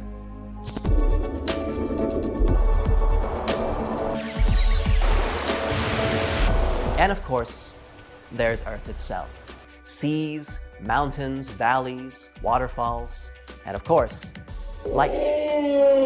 For 4.5 billion years, Earth has been home to so many different kinds of organisms that have lived, died, and lived again. And even though we know so much about our homeland, there's always something new to discover each and every day. The next planet, Venus, is the champion of superlatives. The hottest surface, the closest planet to the Earth, the biggest number of volcanoes, 1,600. If you compare it to other planets to our solar system, the brightest planet, with reflective clouds that make it so shiny you can see it from the surface of Earth. Oh yeah, and the slowest spinning body as well. It takes 243 Earth days for Venus to make just one single turn. You could literally walk faster than the planet's rotational speed. Venus also goes in the opposite direction of Earth, so sunsets there are set in the east, sunrises in the west. And last, but not least, Mercury. It doesn't have any moons or rings, and it's the smallest planet in our solar system. A year there lasts only 88 days. So get ready to expand that birthday budget. Mercury is the planet the closest to the sun, but not the hottest. Venus took that title. Mercury is not the hottest because there's no atmosphere to trap the sun's heat there. But it does have wrinkles. Only 1/2 of Mercury's surface faces the sun at any given time, meaning there's an incredible difference in the temperature on either side, and of course these sides switch as the planet rotates. The iron core of this planet has cooled and contracted over millions of years due to the rapid change in heat, which is why wrinkles have appeared on its surface. Well, that's a brief tour of all the planets of our solar system. And one dwarf planet. Sorry, Pluto. Thanks for watching. When you explode planets, things get red hot. Atmospheres are stripped away. Stuff is flying apart. Everything collapses. The world becomes brighter than a dozen suns. You squeeze your eyes shut and cover your ears. Your hair stands on end. The sheer power of a cosmic blast is terrifying. Some time before the explosion, you're hovering in almost complete darkness. Below, you see the moon, or what you think looks like the moon. The surface of this light-colored sphere is pockmarked with craters left by meteorites. You see huge, steep hills stretching for miles. It's Mercury, and right now, you're going to explode it. As if in slow-mo, you watch the planet fall apart. And then, in the blink of an eye, you see a wall of debris closing in on you. First, giant chunks of rock. Those are all that's left of the planet's solid crust and rocky mantle. The appearance and structure of the debris flying in your direction changes. Now, the stuff looks liquid, like splashes of quicksilver. That's Mercury's metallic core bursting apart. It used to take up 85% of the planet's volume. And finally, it's a firework of solid pieces again. It's the planet's solid core. The explosion is so powerful, it knocks Earth into a different orbit. The sun hiccups and swallows down an enormous cloud of dust. That's everything Mercury has left behind. But don't worry, our solar system won't lose any planets. This whole explosion thing is only a temporary experiment. Once you're done watching the show, you press another button, and the planet gets back together, as if you've hit rewind. You approach the next planet on your way. Its surface is hiding under a super dense atmosphere made up of carbon dioxide. If you decided to land on Venus, you'd watch thick clouds of sulfuric acid pass by. You'd see the planet's surface, reddish-brown, dry, and incredibly hot. You'd probably walk across flat, smooth plains, covering 2/3 of the planet's surface. You'd gawk at volcanoes littering Venus, all 1,600 of them. Unfortunately, you won't be able to do that because you press the button. Boom! Huge chunks of basalt fly away from the center of the explosion. That used to be the planet's 12-mile thick crust. Then you spot bright burning meteors flying towards you at incredible speed. Those are chunks of Venus's molten rocky mantle. The fire rain seems endless, maybe because the mantle was 1,200 miles thick. But that's not the most massive part of the planet. The power of the explosion forces apart Venus's metallic iron core. This core used to be twice as wide as the mantle. You reach the blue marble of your home planet. What will its insides look like, scattered in space? From above, Earth looks pretty. 71% of its surface is blue, because of all that water, seas and oceans. There are also areas of green, yellow, and brown and white swirls. You press the button. The planet bursts apart in a hailstorm of rocks. They're what's left from Earth's thin crust and much, much thicker mantle. It used to take up nearly 84% of the entire planet's volume. You see the rocky rain change into something way more liquid. It's scorching hot iron and nickel that used to make up Earth's outer core. The metals weren't under enough pressure to be solid. The bang is so powerful that it takes apart Earth's inner core. It used to be a solid ball of iron and nickel. After the pieces fly apart, they follow their own orbits around the sun. The most massive chunks crash into the moon, and some travel further and get swallowed by our star. You can't linger. The red planet is waiting for you. The surface of Mars is covered with rusty-colored dust. The thickness of the dust layer varies from area to area, but in most places, it's 7 feet thick. The ground is colored gold, brown, tan, and even greenish. The hue depends on the minerals that make up the soil. The planet's surface is rocky. It's covered with dry lake beds, craters, volcanoes, and canyons. Bang! Mars is a rocky planet. You have to dodge mountain-sized chunks of crust made up of volcanic basalt rock. What you see next looks as if you've blown up huge amounts of soft, rocky toothpaste. That used to be Mars's mantle, composed of oxygen, silicates, and other minerals. And then, the flying pieces get solid again. Ah, it's the planet's core's turn. It was solid, made mostly of iron, nickel, and sulfur. billions and trillions of fragments of all sizes, from a small moon to pieces several feet wide, get launched in all directions. But only very few parts have enough momentum to leave the solar system. The whole event slightly changes Earth's orbit, and the temperature on our planet goes up by 18 degrees Fahrenheit. You leave rocky planets behind and close in on the first gas giant on your way. It's Jupiter. Thick brown, yellow, red, and white clouds hide its surface. They make the planet look colorful and beautifully striped. You hit the button. This time the view is different. Instead of chunks of solid crust, you see jet streams of gas accelerating from the planet's center. It's what used to be Jupiter's atmosphere, made up of hydrogen and helium gas. In no time, the matter hurtling away to space turns liquid. That's hydrogen changing its form under immense atmospheric pressure closer to the center of the planet. A bit later, the liquid is already a mixture of metallic hydrogen and helium. And finally, something solid. It was probably Jupiter's core, 14 to 18 times the mass of Earth. The gas giant's diameter was about 90,000 miles, but the blast lasts no more than half a second. The explosion of Jupiter is so strong, it evaporates smaller planets like Mars and Earth. The Sun remains pretty much untouched. It gets hotter and kinda unstable for a bit, but it doesn't last long. The next gas giant on your way is Saturn. At first sight, it looks as if the planet has a surface. The seemingly solid yellowish-brown sphere is surrounded by layers of clouds. Saturn's trademark rings are awesome and colorful: gray, beige, and tan. They're actually groups of tiny ringlets that are made up of floating chunks of water, ice, rocks, and dust.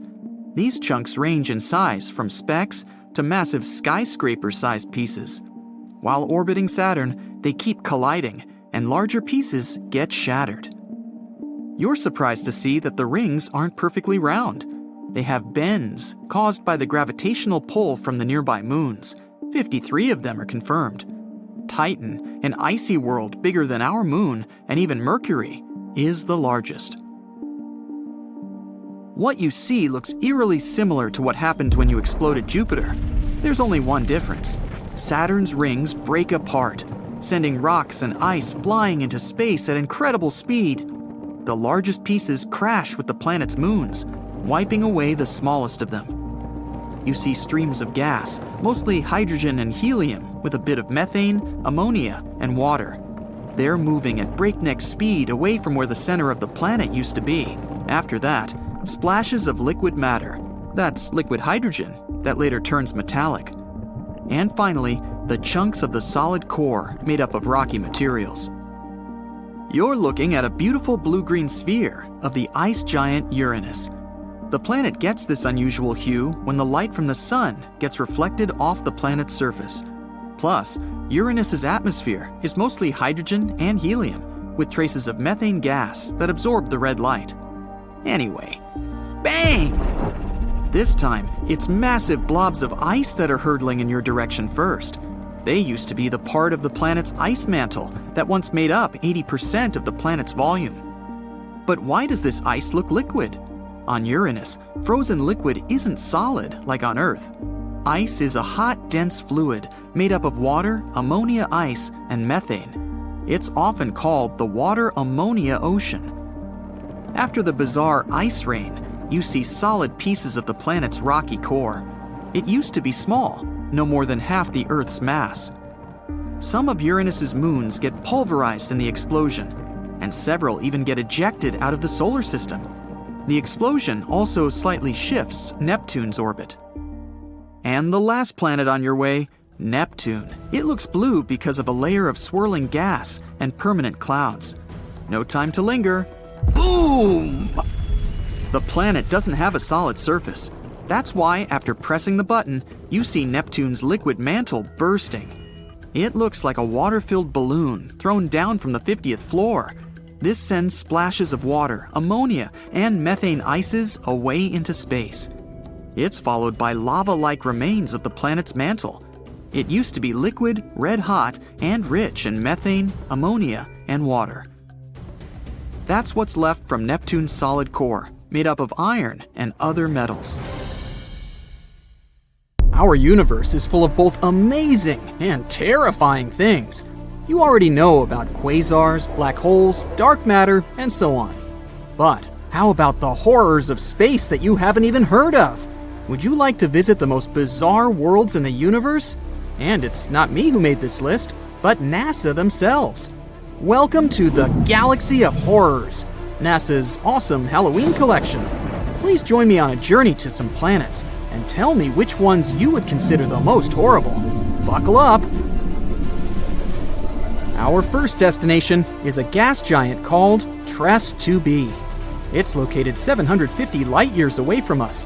If we used a regular spaceship, it would take us about 10 million years to get there.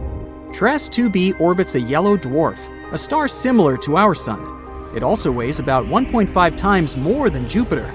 So, what's so special about it? Well, if you're afraid of the dark, you definitely don't want to visit this place. It's the planet of eternal night, the darkest one of all the planets known to us. But it's not that far from its star, so why is that? The thing is, the surface of TRES 2b reflects light even worse than coal does. Because of this, it seems that there's no light at all. If you were flying across the surface of this planet, it would be like walking with a blindfold on your eyes. Oh wait, actually there is some light. An eerie deep red glow surrounds the surface of the planet. This glow is created by the burning atmosphere, which makes TRES 2b a scorching planet. The air there is even hotter than lava. Oh, but if you think that was bad, let me show you the next place of our horror journey. NASA wasn't beating about the bush while nicknaming this one. Now, we're not just talking about one planet, but 3 at once. They're also located quite far away, 2,300 light-years from the Sun. We would have reached them by ship in about 35 million years. All the planets are in the constellation Virgo, and each is extremely light, much lighter than the Earth. These 3 exoplanets are called Poltergeist, Dragger, and Phobator. Cool names, huh? It's because each of these planets is about to become a ghost soon. The thing is, they don't revolve around a star, but around a pulsar. Pulsars are rotating neutron stars with an extremely powerful magnetic field. In simple words, these are the stars that exploded one day. After the explosion, they usually emit such a powerful pulse that it causes the star to rotate at an unimaginable speed, several thousand rotations per second.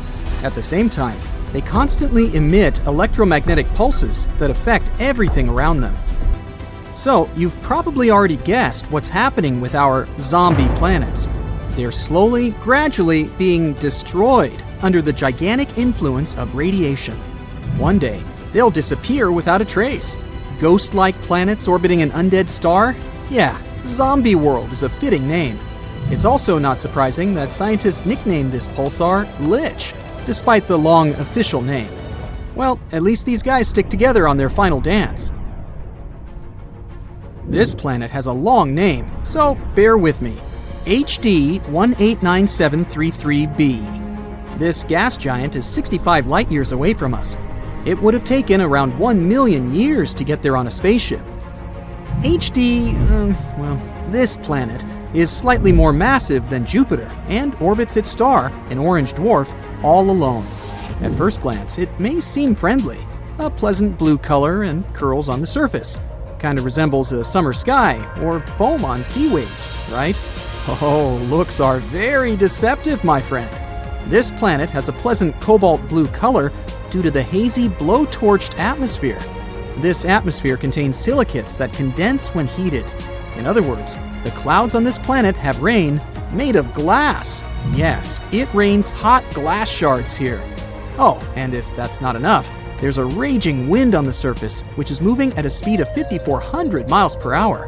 Just to compare, the fastest wind on Earth had a speed of 254 miles per hour, about 20 times weaker. And because of this, hundreds of thousands of glass shards rush horizontally across the planet's surface at breakneck speed. I really don't envy anyone who would want to try to land there. By the way, this isn't the only example of strange rains in our universe. For example, it rains molten iron on the planet Dimidium. Or let's take so-called carbon planets. Their existence hasn't yet been proven, but if they do exist, there would be tons of black poisonous clouds, and it would rain pure gasoline and hot liquid asphalt. Oh, and also, raindrops would explode upon touching the surface. Nothing special. The next planet, though, is actually really strange. It didn't just revolve around its star, it lived inside the star. This cosmic miracle is called Koi 55b, or Kepler 70b. This planet is very far away from us, 4,000 light years. It would take about 70 million years on a spaceship. It's twice as light as Earth and fully rotates around its star in just a couple of hours. A long time ago, it was an ordinary Earth-like planet about the size of Jupiter. It was peacefully and calmly orbiting its red dwarf star, Koi 55. But everything changed about 700 million years ago. Perhaps you've heard that in a couple billion years, our sun will begin to expand into a huge star, absorbing everything in its path. Well, this is the fate of red dwarfs. Sooner or later, they increase, turning into incredibly hot blue giants. The same thing happened with Koi 55. This star began to increase in size and heat up in temperature, gradually turning into a blue-white giant. It was ready to devour its nearest planets. But Koi 55b didn't care about it. When the star reached it, this planet just settled inside. And moreover, after some time, it left its star, simply returning to the new orbit. How was that even possible? Life inside its star turned Koi 55b into a red-hot round stone. It's one of the hottest planets we've discovered so far. The temperature on it reaches 12,000 degrees Fahrenheit. It's hotter than the sun, which is, let me remind you, an actual star. And for some reason, it's still alive and lives as if nothing happened. Unfortunately, sooner or later, the planet will disappear anyway. It's slowly evaporating itself due to the incandescent atmosphere. But still, it somehow managed to survive the journey through the star, which isn't typical for regular planets, to put it mildly. I envy this willpower. However, not all planets are so lucky. Some are gradually being destroyed by their stars, and there is even an entire system among them. This last planet is a sad loner. It's located 870 light-years away from us. The journey by ship to it would take about 25 million years. This planet is about 1.5 times more massive than Jupiter. This is a very sad, dark planet. A doomed gas giant, which is very similar to hot Jupiter, orbits its star all alone. At the same time, it's located so close to its star that its orbital period takes just 1 day. Of course, because of this proximity, the star gradually absorbs WASP-12b. The scorching heat of the star is slowly destroying and devouring the planet's atmosphere. The planet has only around 10 million years left. But what's more interesting, because of this stretching, WASP-12b acquired the shape of an egg. It doesn't even resemble an actual planet anymore. It's also very hot. The surface temperature of the gas giant reaches 4,000 degrees Fahrenheit. Also, a spectrograph of cosmic origin, or COS for short, found that the planet exchanges matter with its star. They're located so close that they give each other part of their chemical elements. This is a common phenomenon in closely spaced binary star systems, but this is the first time scientists have seen this in a star-planet relationship. What a unique system. To be honest, if I was guaranteed complete security, I'd be excited to visit at least some of them. What about you? Please let me know in the comments.